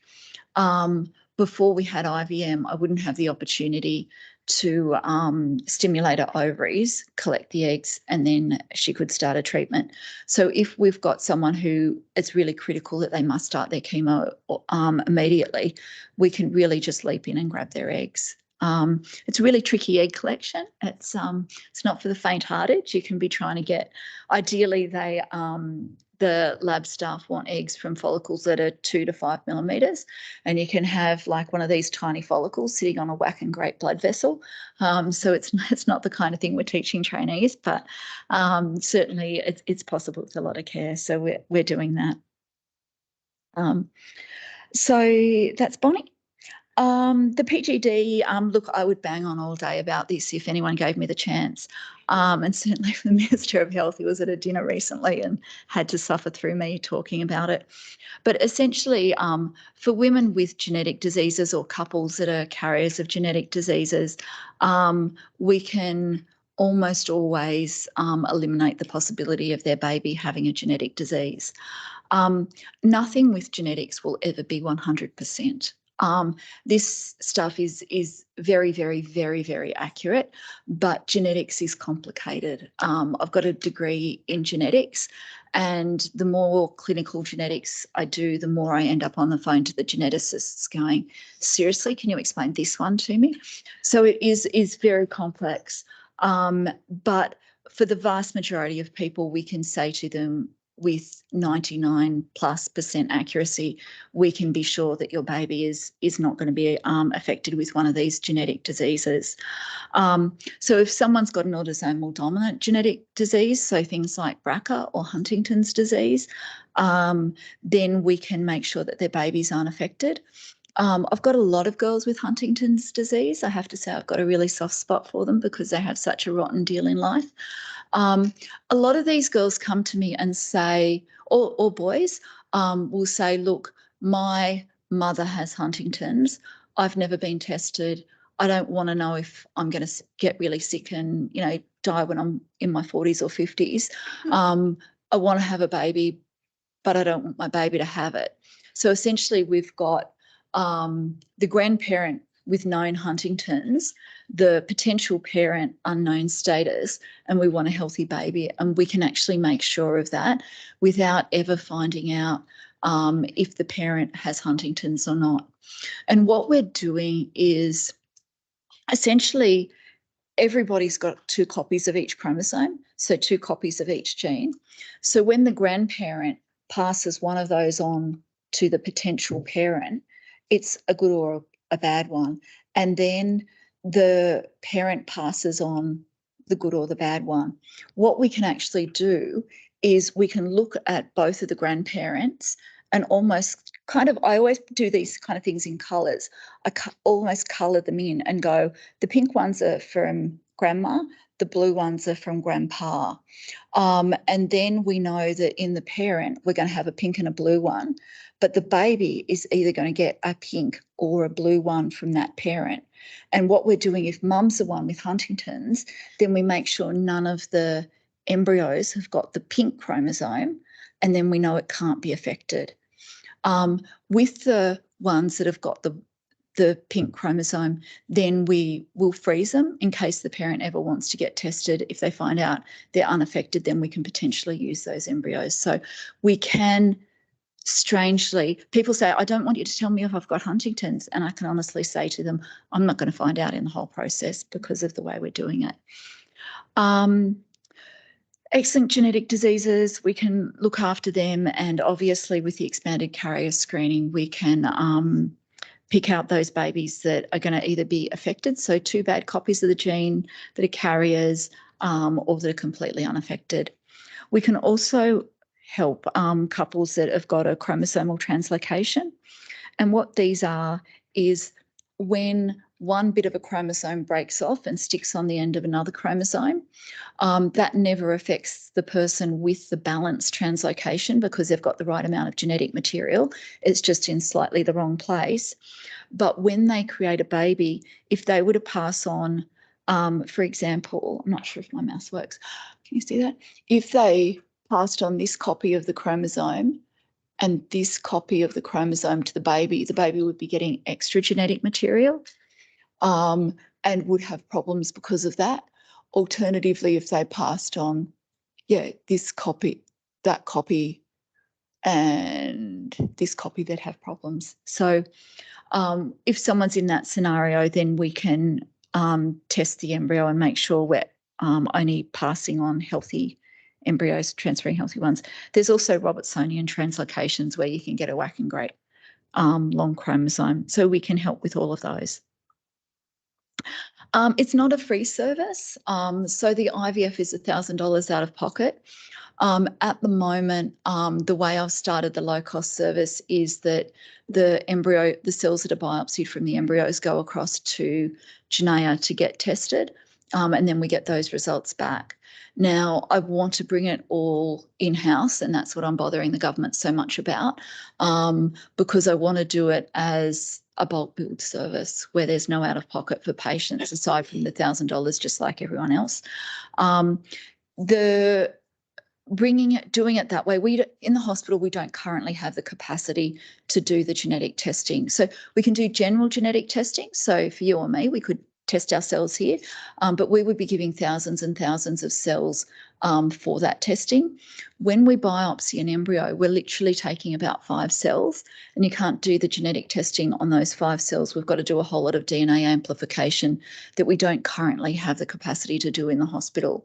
We could get it in, we just need some funding to do it. So I'm trying to bring it all on site and make it essentially free for patients. As a general guide, I say to them, it's an initial test setup fee, and out of pocket, they're probably about $1,800 out of pocket for that initial one-off test fee, and then there's embryo biopsies fee. So I say it's about $2,000 or $3,000 a cycle on average, which is much better than 10 to 15, but I don't want to charge them at all. So it's a work in progress. Oncofertility services, these are all free for patients that have got Medicare, and we're very passionate about making sure it's free. Before we started the service, people would have to go through private providers, and they were essentially told, cough up $10,000 to $12,000, otherwise you'll never have a baby, and people couldn't do that. So now we can do it all for free.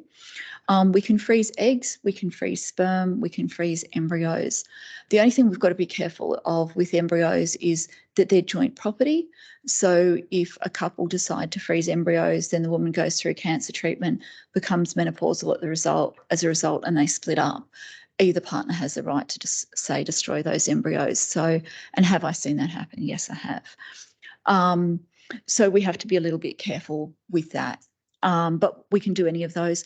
In vitro maturation, like I said, we can do that, and that can be a really quick process for people. We can do ex vivo in vitro maturation, and I'll explain what that is in a minute. And we can also do ovarian tissue freezing with subsequent regrafting. And like I said, we usually see patients within 24 hours. If anyone is ever worried about a patient that needs really urgent care, you can ring the department and we'll get them sorted out immediately. So this patient is one of our prides and joys. Lovely, lovely patient. She was a 31-year-old who was actually going through a cycle of IVF in Melbourne. She had a 1-year history of primary infertility. She was going through an IVF cycle, and she was getting a whole lot of abdominal pain. And she kept on being told, it's normal, it's just your IVF, you get a few twinges. And then her appendix ruptured. So her IVF cycle got cancelled, and she had an appendectomy, and the pathology came back as an appendiceal cancer. She looked around the country and decided what she wanted to do for care, and she decided that she was going to have a peritonectomy at St George. And I saw her on a Thursday, and a peritonectomy was scheduled for the Tuesday of the next week, so 5 days later. We didn't have the opportunity to stimulate our ovaries and freeze eggs. There wasn't time. We couldn't do ovarian tissue freezing, because if we'd taken our ovarian tissue, put it in the freezer, fixed a cancer, and then regrafted in, her ovarian tissue could well have had malignant cells, and we would have given her a cancer back. So that wasn't an option. Now, she was desperate to have a baby. And this is where the team, I really love the team that I work with, because they put up with us. I said to our head of department and some of our scientists, so, this IVM thing, why couldn't we actually get the ovaries? As part of her surgery, she was going to have both ovaries taken out. Can't we get those ovaries and bring them back to the hospital and dig through them and get the immature eggs out of the ovaries in the lab rather than out of her in the operating theatre? And they couldn't give me a good reason why not. And so we all leapt on board. We went over for her surgery. We brought the ovaries back here, and the net result was that we dug through the ovaries. We got 41 immature eggs from the ovaries. We managed to mature 17 of those, and we've got 7 good quality embryos for her future use. What we do, genuinely, you try not to get too close to your patients, but they break through. So what we actually did for this girl, we've got time-lapse photography in our incubators. So every so often a photo of the embryo gets taken. And so each of her 7 embryos, there was a photo taken, and we built these into videos. And so we grew them for 5 or 6 days, and then I got the videos from these, and I rang this patient's husband and I said, I need you to come to the Royal. And he said to me, Rachel, my wife's over at St George. I'm like, yep, I know, come to the Royal. So anyway, in good faith, he came to the Royal, and I gave him an envelope, and in there was a little card and a USB stick, and the card said, I thought you might like to know what your embryos were up to while you're in intensive care. And so she sat there with the laptop and cried. So we do try, and even though it's a really, really horrible situation for a lot of our patients, it's so rewarding that we can actually do things like that, and we genuinely care about them. This girl, Kate, she was a 23-year-old patient who was diagnosed with a rare type of cervical cancer when she was 23, and she needed radiotherapy, chemotherapy, and a hysterectomy. Really wanted to have a baby, and we actually took ovarian tissue and put it in the freezer for her before she had any cancer treatment. She then went through all of her cancer treatment and became menopausal. And 8 years later, so last year, no, it was the year before, we got that tissue out of the freezer and we regrafted it back into a pelvis. The ovarian tissue started functioning. We did IVF cycles, and I think we've got 8 eggs now in the freezer for her. So she's got the possibility of having a baby with a surrogate at some stage in the future. So she's one of our happy stories. She hasn't had the baby yet. And our uterine transplant patient, again, pushing the boundaries. So this is Christy, who was our first uterine transplant patient. She has 1 child, and at the delivery of her first child, she had a massive postpartum hemorrhage requiring a hysterectomy. Her mother offered to be her donor. And after a lot of workup, her uterine transplant was done in January this year, and she's now pregnant and due in December. We've done a second uterine transplant, and that was done in March, and that patient is also pregnant now. I'll be the first one to say uterine transplants are controversial. There's big arguments about the cost, the risks, all of this kind of stuff. It's not minor surgery, it's massive surgery. So for the mum, her surgery was about 10 hours. And the daughter, I think it was about 7 hours. So it really knocks out 2 operating theatres for a whole day, and there's a lot of work involved. But certainly we do have the capacity to do those. These are the contact details of if you need us, we're always here for everyone. I've tried to put this as a summary slide with all the info that you need. for female patient or for the fertility patients, it's really great if you can order the investigations before they come. There's a wait time to get in to have a consultation. If the patients come in and they haven't had their investigations, we really say, hello, lovely to meet you, take a history and send them off for investigations. And then they need a second appointment to come and talk about their results. Whereas if they've had them all done beforehand, then we can see them and often just lead them through to treatment in that first consultation.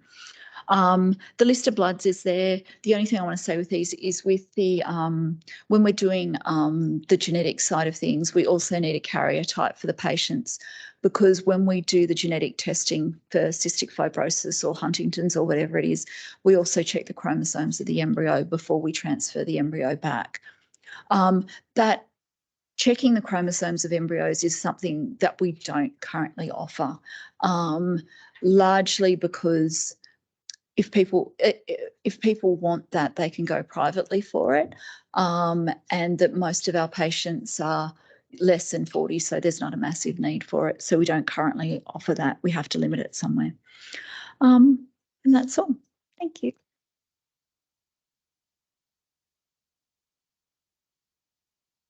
Yeah. So what's the wait list like at the moment? Not for the onco-fertility, for the low cost. Cost, it's a few months. With the genetic testing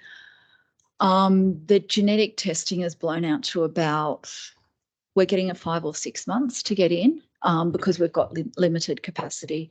But I will change that. Thank you. And what's the success rate for IVM at the moment? IVM is about half of the success rate for IVF. To get a baby from an IVM cycle, you need about twice as many eggs as you do with an IVF cycle. So it's about half that. And that's why you need a lot of eggs. So theoretically, we could do IVM for someone with a low ovarian reserve, but you probably need lots and lots of cycles. Whereas if you've got someone that we can go and collect 30 eggs from, then you're going to have a better success. But it is lower. It's about half of IVF success rates. Then is there anything to offer men with a low or zero sperm count? We've got a urologist who works in our department. Low sperm count is no problem. So what we do for a low sperm count is we do an IVF cycle, and so we get a dozen eggs. We can literally get 1 egg and 1 sperm and inject the 1 sperm into the egg. So if we've got a woman that gives us a dozen eggs, then literally we can work with a dozen sperm. That's fine. That's no problem. A 0 sperm count, it depends why it's 0. Some people, it's reversible. So testosterone is the male contraceptive. So if men are taking testosterone, they're going to have a really low or possibly a 0 sperm count. Some of the herbal supplements have got some testosterone in them. There's one in particular called T-Power. And I had a male patient with terrible sperm count, and he said he wasn't taking testosterone, but he was taking supplements that made him feel terrific and powerful. I said, how about we stop that T-Power? And his sperm count improved. But sometimes they're completely aspermic. They're not making sperm. We can do a microdissection and literally open up the testes and dig through the testes and find sperm. Some men have got obstructive azoospermia, which means that they're making sperm, it's just not coming out the other end. And for those, we can do a testicular biopsy and get sperm. So we do have options, unless if there's 0, then yeah, no. Thank you. I think that, Steve. Hang on.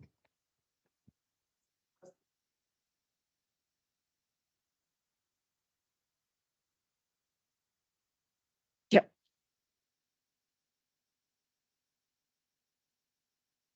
Particularly if someone's had IVF treatment, could well be their first baby. Preeclampsia screening and structural screening. So it's not. Absolutely agree with you. So you can, when we do the embryo biopsies, you can get a mosaic embryo. So what the mosaic is essentially the embryo starts off as one cell, then it's 2, then it's 4, then it's 8 and 16. And if there's an incorrect copy of chromosomes in one of those later steps, you can end up with an embryo that has got some cells with normal chromosomes, some without. Now, when we biopsy an embryo, it consists of about 100 cells, and we're biopsying 5 of those. And based on those 5 cells, we say good or bad embryo, and most of the time we're right. We never say that testing for chromosomes is 100%.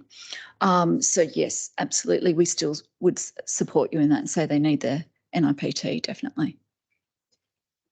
I just wanted to ask, is there a postcode boundary for referring into this service, or is it free to anybody? We're kind of softies. We take everyone. Yeah. And to be honest, there's only 3 public IVF services in the state, and we're the only one that's truly public. So we take people from anywhere.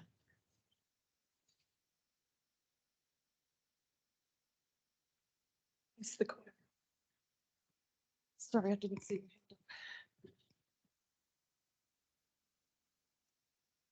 Thank you. Just 2 quick questions. One is there a use-by date for frozen sperm or frozen eggs? And the other is, do you offer sperm or egg freezing for people about to start gender-affirming hormone therapy? Oh, really complicated questions. Theoretically, no. So theoretically, if someone froze eggs or embryos or sperm not so much a problem, but if they froze when they were 20, they could come back when they were 70 and have a baby. Now, Stephen, before you leap down and strangle me, I'm not going to get any 70-year-olds pregnant. But theoretically, so once the eggs or embryos are in the freezer or the sperm's in the freezer, it's there, they're good for as long as you want. Theoretically, I think we're only meant to keep them for 10 years, but then no IVF company throws them out after 10 years. I think they just contact the patients and go, do you still want them? And they go, yep, and we keep freezing them. Gender affirming, it's a really complex area. And essentially the funding we have for our department is for low-cost IVF and for onco-fertility. Now, we were doing sperm freezers for patients that were going through gender affirming treatment. And that was fine. We could sneak, some of them in under the radar, but then we got really large numbers and we couldn't keep doing it. And then we started getting requests for egg freezing for gender reaffirming surgery. So at this stage, we're not, but do we agree with it? That's a different question entirely. It's just about funding, and if we got the funding, we'd do it. Yeah. Okay.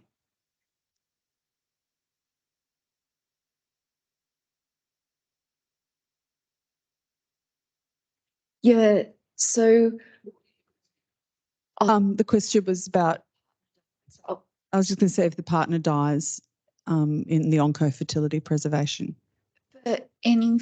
Before we'll freeze anyone's eggs, sperm or embryos, we get advance orders. So even if they don't have cancer, people can get killed in a car crash. So we've always got advance orders in place, and then it's up to them. Yeah. Might finish up there. Just like to thank you, Rachel, for that very informative and very detailed talk. Welcome back, everybody. I hope you're feeling ready for the afternoon. We're just checking that everyone at the back can hear now. Apparently there's been some volume issues. We'll try and just put your hands up if you can.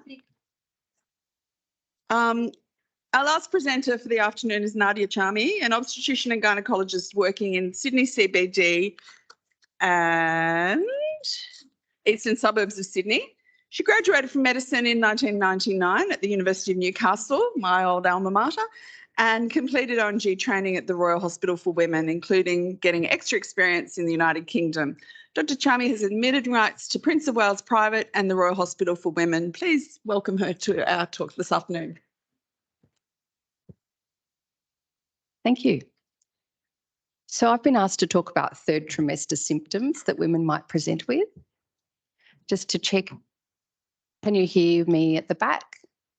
Yep. And who's monitoring people at home to make sure they can hear me? You are. Excellent. Okay. So if we just go through the basic third trimester routine visit, you'll all know this. We start with weight, or actually it doesn't have to be starting, it can be in any order. Weight is part of the routine examination, blood pressure. If you have a good automatic cuff, you can use that unless it's borderline, in which case you might need to do a manual cuff. A UA, if indicated, it used to be routine that you do a UA on every patient, but that's no longer needed. It's only if you have dysuria or elevated blood pressure. And even then, it's more accurate to send a formal sample. Fundal height, we want it to be plus or minus 2 centimetres of their gestational age in weeks. And this is, of course, a combination of fetal size, amniotic fluid, volume, uterine contour, maybe fibroids. And if the woman has a high BMI, this makes it even more difficult. And so the Royal does have a protocol for high BMI patients that recommends a growth scan at 34 weeks. And so plus or minus 2 centimetres is fine. Outside of that, prompts a growth scan. Palpate the location of the fetal head, which becomes easier as the gestation advances. And that also helps you figure out where to listen for the fetal heartbeat. I also ask them where they feel the kicks and listen on the opposite side of that. Yep. You don't really need to know how engaged the head is in an outpatient setting. That's really important for labour ward presentation, but just knowing that the head is presenting and whether it's fixed or ballottable would be enough. Fetal heart rate should be regular, between 120 and 160. Asking about fetal movements every time. Fetal movements should be felt every day, and we remind patients frequently in the third trimester that if they don't feel movements for half a day, then they need to call the number on the yellow card and they'll be invited in for an assessment. Then you ask about symptoms. You don't have to list all the symptoms and ask if they have them. Just ask them if they have any troubles, anything worrying them, any symptoms they're concerned about. And of course, you do better at this than we do, but the vaccines, seasonal flu vaccine, COVID vaccine, if it's more than 6 months ago, according to the RANSCOG guidelines, and pertussis after 20 weeks. We also recommend that partners and people who are going to be around the baby a lot in the first few weeks should be vaccinated as well. And of course, if they're rhesus negative, we need to refer them in for anti-D prophylaxis. So we also ask to order the 36-week bloods with a full blood count ferritin, as well as a low vaginal swab to screen for GBS, Group B strep, and to copy that to the Royal Hospital for Women Antenatal Clinic. I usually get patients to do the swab themselves. I'm not sure, is there a show of hands how many people get patients to do it themselves or do it for their patients? You do it at the hospital? Oh, I was told you do it in the outpatient setting. Yes, cool. Okay, scrap that. Then you can always, as the weeks progress, talk about birth and postnatal expectations. That's another talk, obviously, but make sure they know who to call, when to call, make sure they've got a bag packed, and be ready at home, maybe frozen meals, know who their village is to help them when they need help postnatally. So that's just the basic routine visit. So talking about symptoms, starting with breasts, patients should expect enlargement and soreness of the breasts over the course of pregnancy. They might also notice some swelling in the armpits, which is that teardrop extension of the breast tissue into the axilla, and a lot of women don't know about that. For women with GDM and diabetes pre-existing, they're encouraged to express antenatally to give babies colostrum postnatally to help with BSL management. There's no evidence for advantage for other mums, but a lot of mums do like to do this. We do avoid it if there's a contraindication to labour, like placenta previa or breech. There are some good fact sheets online. There's one that I use from the Royal, the Melbourne one, sorry, on how to do it and how to store it. Competition. Have you, oh, can I have that, please? Thank you. Skin changes.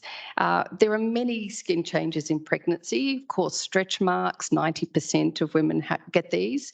And it's the rapid stretch of the skin, overcoming its ability to change, and the dermis tears. They are permanent, but they fade.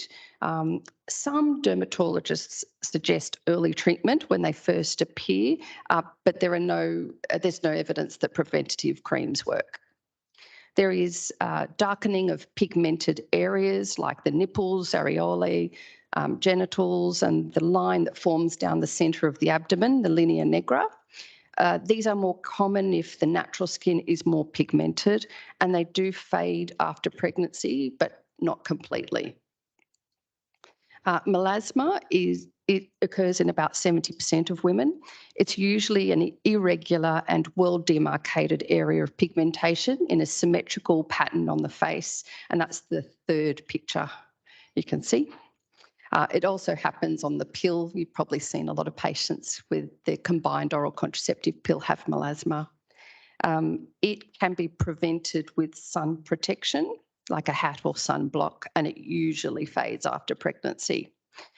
Acne is variable, and all the topical treatments except the retinols are safe. The retinols are probably safe, but there's not a lot of data.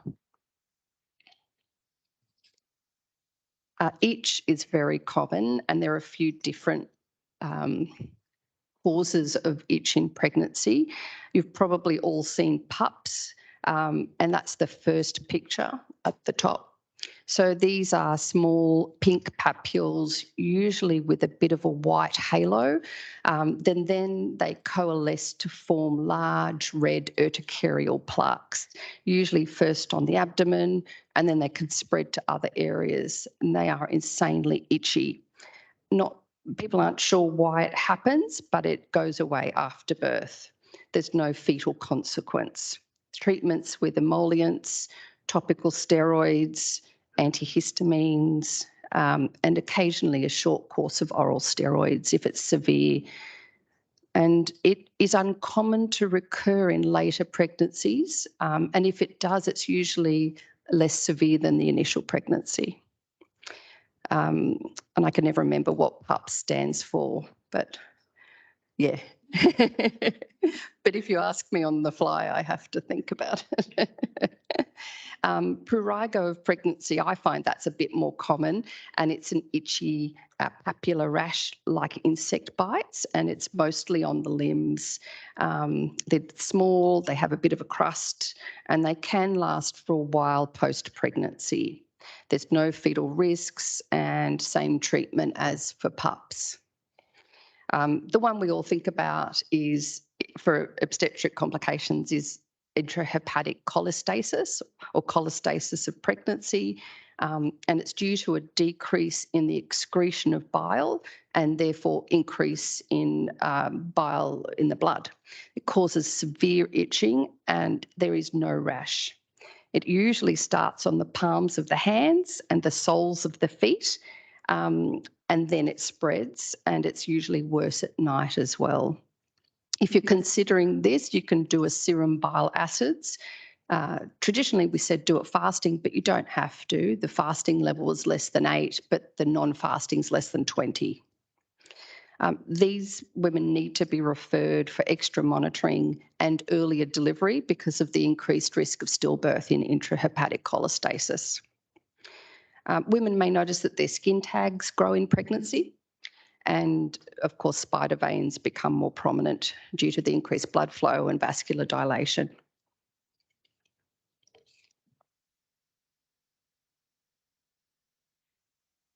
I find more and more women ask about this lately. Yeah. So diastasis recti is the separation of the rectus abdominis muscles. I'm sorry, I didn't put a picture of it there. It's due to the increased intra-abdominal pressure and helped by the estrogen and relaxin hormones. It's very common in pregnancy and postpartum and should be considered normal. Women may notice a bulge or ridge centrally when they tense, when they're trying to stand up or changing positions. Greater than a 2 centimetre gap is considered diastasis, and it should start to narrow again postpartum. You can minimise it by avoiding heavy lifting, when you're getting out of bed, rolling on your side and getting up sideways. And some women like to use abdominal braces, belly bands, especially postnatally, but there is no benefit to decreasing the size of the diastasis, but the physios say it does promote good posture and reminder of core, of activating the core. And it occurs earlier in subsequent pregnancies.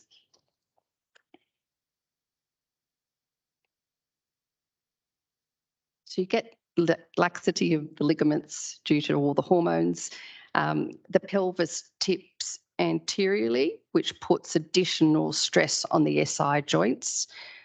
This means the bump is actually slightly more in front of the pelvic brim rather than on top of it, and it causes tightness in the back muscles to support this. So people with pelvic girdle pain feel pain in the front of the pubic bone, across one or both sides of the lower back, and in the perineum, and sometimes down the inner thighs.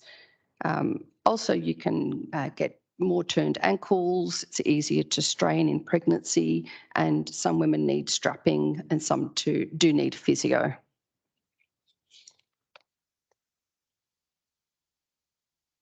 Carpal tunnel. The median nerve passes through the canal, which is relatively narrow, and the swelling that occurs in pregnancy reduces the space in the canal and compresses the nerve.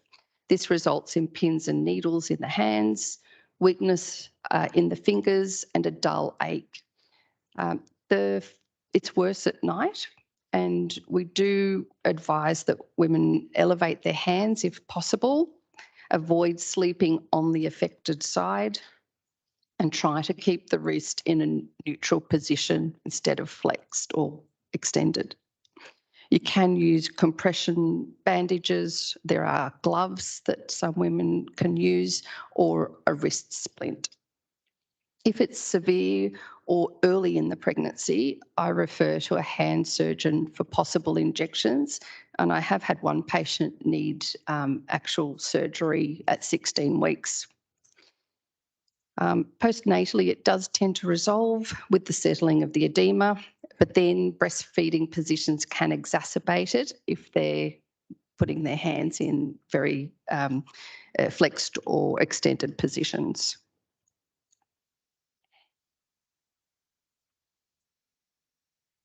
So the varicose veins are due to the weight and pressure of the uterus and the dilatation of the veins due to the hormones. Many reduce after pregnancy, but most will have some residual varicosities.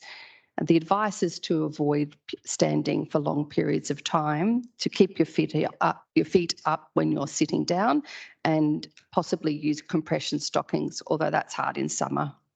It's more common if there's a family history. So hemorrhoids and vulval varicosities are due to the same mechanisms. And for vulval varicosities, if they are painful, then you need compression with multiple pads, but they are difficult to manage.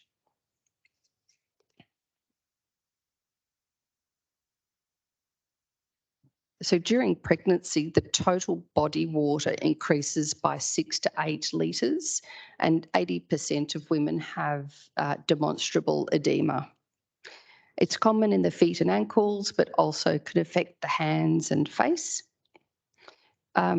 you can help manage it with compression, elevation, swimming, and it is important to remind women to take their rings off, their precious rings off before they need to be cut off.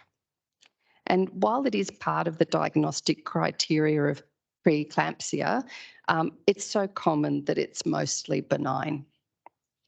And there is no role for diuretics in pregnancy with edema, except for pulmonary edema secondary to preeclampsia.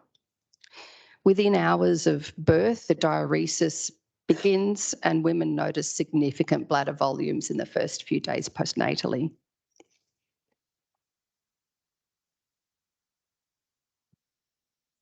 The snoring results from the structures in the throat and mouth, which relax and partially block the airflow, leading to vibration with breathing. The increase during pregnancy is thought to be due to weight gain and nasal congestion due to blood flow and hormones, and it does increase over the course of the pregnancy. The highest risk factor for sleep disordered breathing or sleep apnea is age and high BMI. There was a study of 100 women with a mean BMI of 33, and the incidence of actual diagnosable sleep apnea was 10% in the first trimester and 27% in the third trimester. There are studies linking sleep apnea to higher risk of preeclampsia, gestational diabetes, and snoring does seem to spike the blood pressure at night. It also appears to have an effect on fetal growth and well-being, but these studies are small, need reproducing. The general advice for snoring includes sleeping on your side, elevating the upper body, and controlling weight gain. And there are no guidelines on when to refer for sleep studies in pregnancy, but if you have a patient with a high BMI and a strong history of snoring and possibly apneas from their partner, then it could be considered.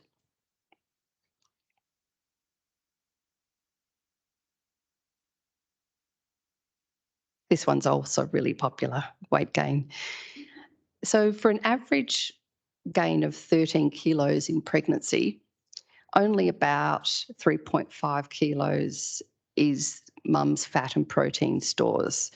The rest is baby, blood volume, edema and tissue fluid, uterus, placenta, amniotic fluid, and breasts. The baby gains about 150 to 200 grams per week in the last few months. And the weight gain guidelines are by BMI, and there's a Good Mother Safe fact sheet on this for patients. Of course, for a normal BMI, looking at between 11 and 16 kilos.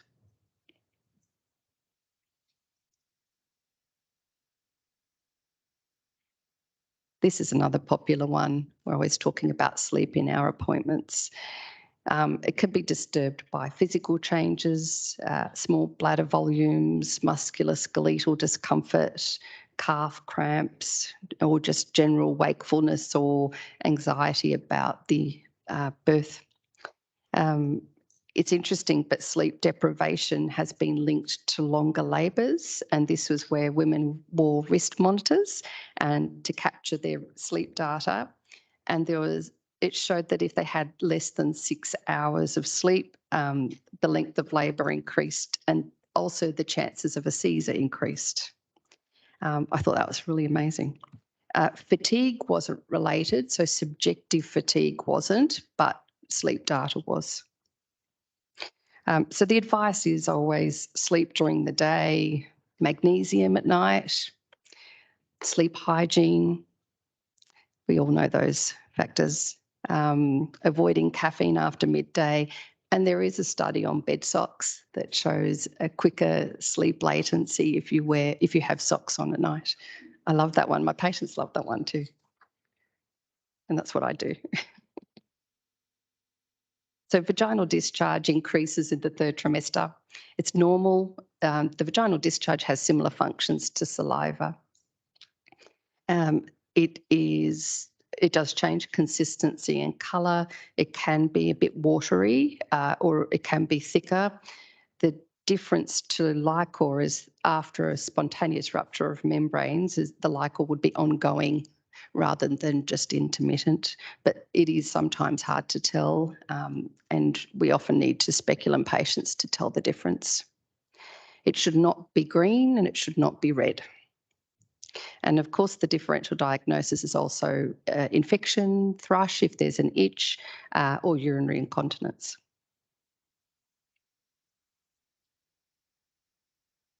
Again, the bladder. So frequency, nocturia, urgency, and urge incontinence are the most common urinary symptoms in the third trimester. Some women also experience voiding difficulties or post-micturition discomfort. It's due to mechanical and hormonal factors again, but increases with weight gain, increases with parity and constipation, as well as infection, bladder infection. And we do recommend pelvic floor exercises antenatally as well as postnatally.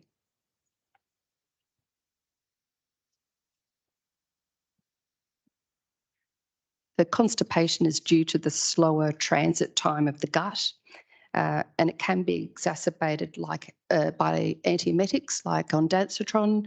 It can be exacerbated by iron, we hear that one every day, and calcium supplements. After ensuring general measures like fibre, fluids, exercise, you can use most laxatives. There is another good Mother Safe fact sheet on constipation with all of these laxatives on them, but you can use the bulking, osmotic, stimulant and the softeners. You can use different modalities together as well. We do traditionally avoid Senna regularly because the cramping can be difficult to distinguish from uterine cramping. And you can give PR preparations for impaction or difficult evacuation. And we do try to aggressively treat constipation to avoid fissures and worsening hemorrhoids.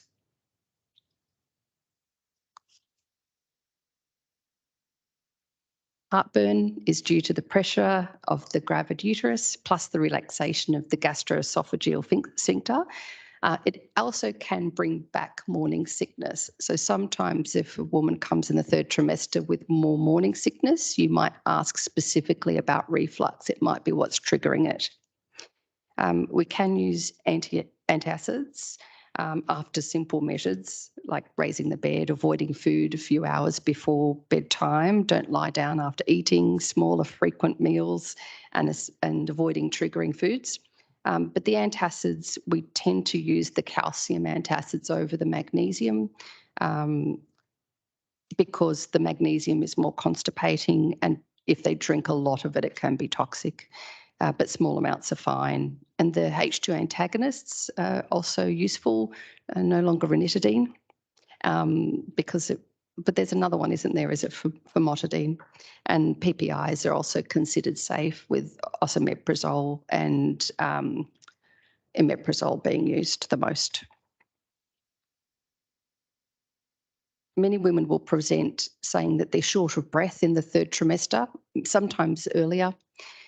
There are many physiological changes occurring in pregnancy that lead a patient to perceiving shortness of breath, even with properly functioning lungs. There's mucosal edema, anatomical changes with the diaphragm displacing upwards, the rib cage expands sideways, lung volumes change, respiratory rate increases, and the total lung capacity is reduced. So we can also consider if a patient is iron deficient or if there's underlying lung disease to treat, but if otherwise well, we just reassure.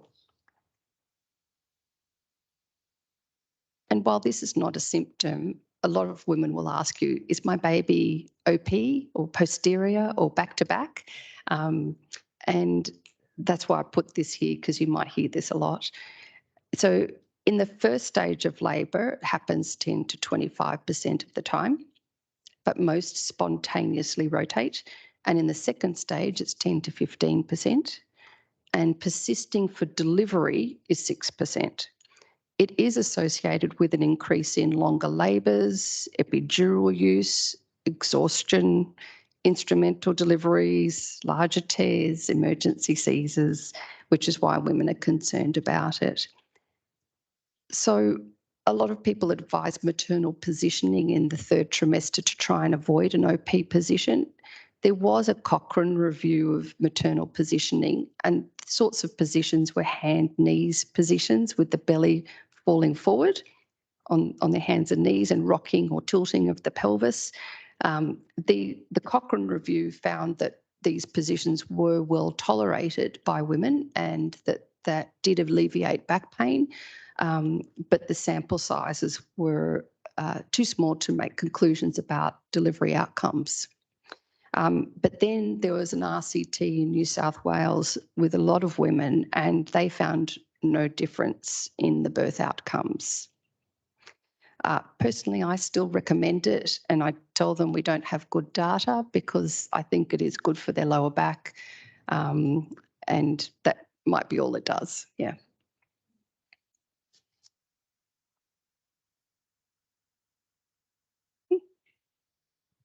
Short and sweet. Thank you for your attention. Does anyone have any questions? Pelvic floor exercises while the woman is pregnant. Pelvic floor exercises while woman is pregnant. What are we talking about? Early pregnancy, medium, towards the end? Because I mean, everything is dilated and softened pre-birth. So what are you going to achieve? I'm not sure. I mean, what exactly do you mean by these exercises? First trimester, there's not much indication. I think they're dealing with enough nausea and food aversion and tiredness to give them too much homework. But 2nd and 3rd trimester, I start to talk about it. And when I've spoken to the physios, I don't think that there's any data on decreasing tears, but I think it's more about awareness of the pelvic floor, decreasing stress incontinence, because the pelvic floor does switch off in pregnancy with those hormones. And so you do get stress incontinence even with first pregnancies. So it helps with the bladder, and it helps with, I suppose, learning about the pelvic floor before they've got a baby. Once the baby's in the picture, nobody learns anything. There's too much to do. It's hard to start things, I think, postnatally. Yeah. I don't have good data, though. Yeah. Do you routinely recommend, or I mean, is there evidence for perineal massage for preventing tears? So yeah, perineal massage does have some evidence that it decreases the sizes of tears. I didn't get that data for today, I'm sorry. Epino has not been as successful. So some of the initial studies showed, the Epino with the balloon that they use. Yeah, it's gone out of favour. Trying to remember when it came in, maybe, how long is it, 10, 15 years ago it was? Right. So,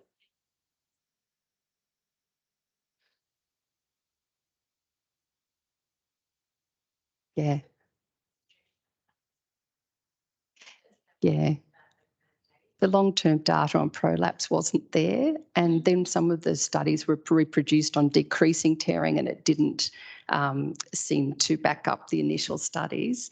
So it went out of favour a bit. It's still out there, and I think it's useful for some patients to get confidence. So I sometimes, for the right patient, recommend it so they feel a bit of control and confidence that their perineum will stretch, but I don't tell them it decreases tearing. But you're right, perineal massage does have some evidence. The practicalities of perineal massage is tricky. It's hard for a woman to do, and it's hard sometimes for partners to do as well. So although I talk to women about it, not many actually end up doing it. Maybe that's just my delivery though. The Epino can also be used postnatally to retrain though. So I think there's probably more use for it postnatally if they've got one.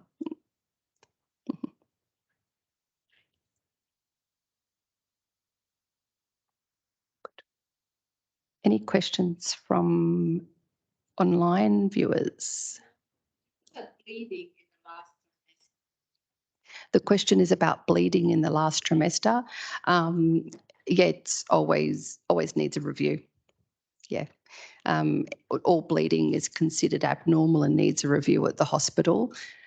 If it's in the very last few weeks and it's with a mucus plug, so if you feel that it's a thick plug of mucus with a little bit of blood and then no more bleeding, you could consider it just to be the show. But anything outside of that would need a review. Yeah. Yeah, so I think it would be a labour ward review. Usually, I think that's the, yeah, so the triage number on the card, they would call that and be invited in. And in delivery suite or the assessment area, it's changed a bit, they would have a speculum, a CTG, and then decide from there what needs to happen depending on the amount of blood. If they're rhesus negative, maybe a Kleihauer, to consider things like abruption, unknown placenta previa, or preterm labour. I was just going to ask about the snoring in the third trimester. I sometimes suggest, because they've often got really blocked noses, the women from the intranasal swelling. Sometimes I suggest an intranasal steroid. I wonder if that, do you think that, it seems people receive it well. Yeah, is that for allergies, and there's a whole, it's in the Mother Safe fact sheet on allergies or the intranasal sprays, so we know it's safe. I don't have a lot of experience with using it just for a blocked nose, but if you do, that sounds reasonable, yeah.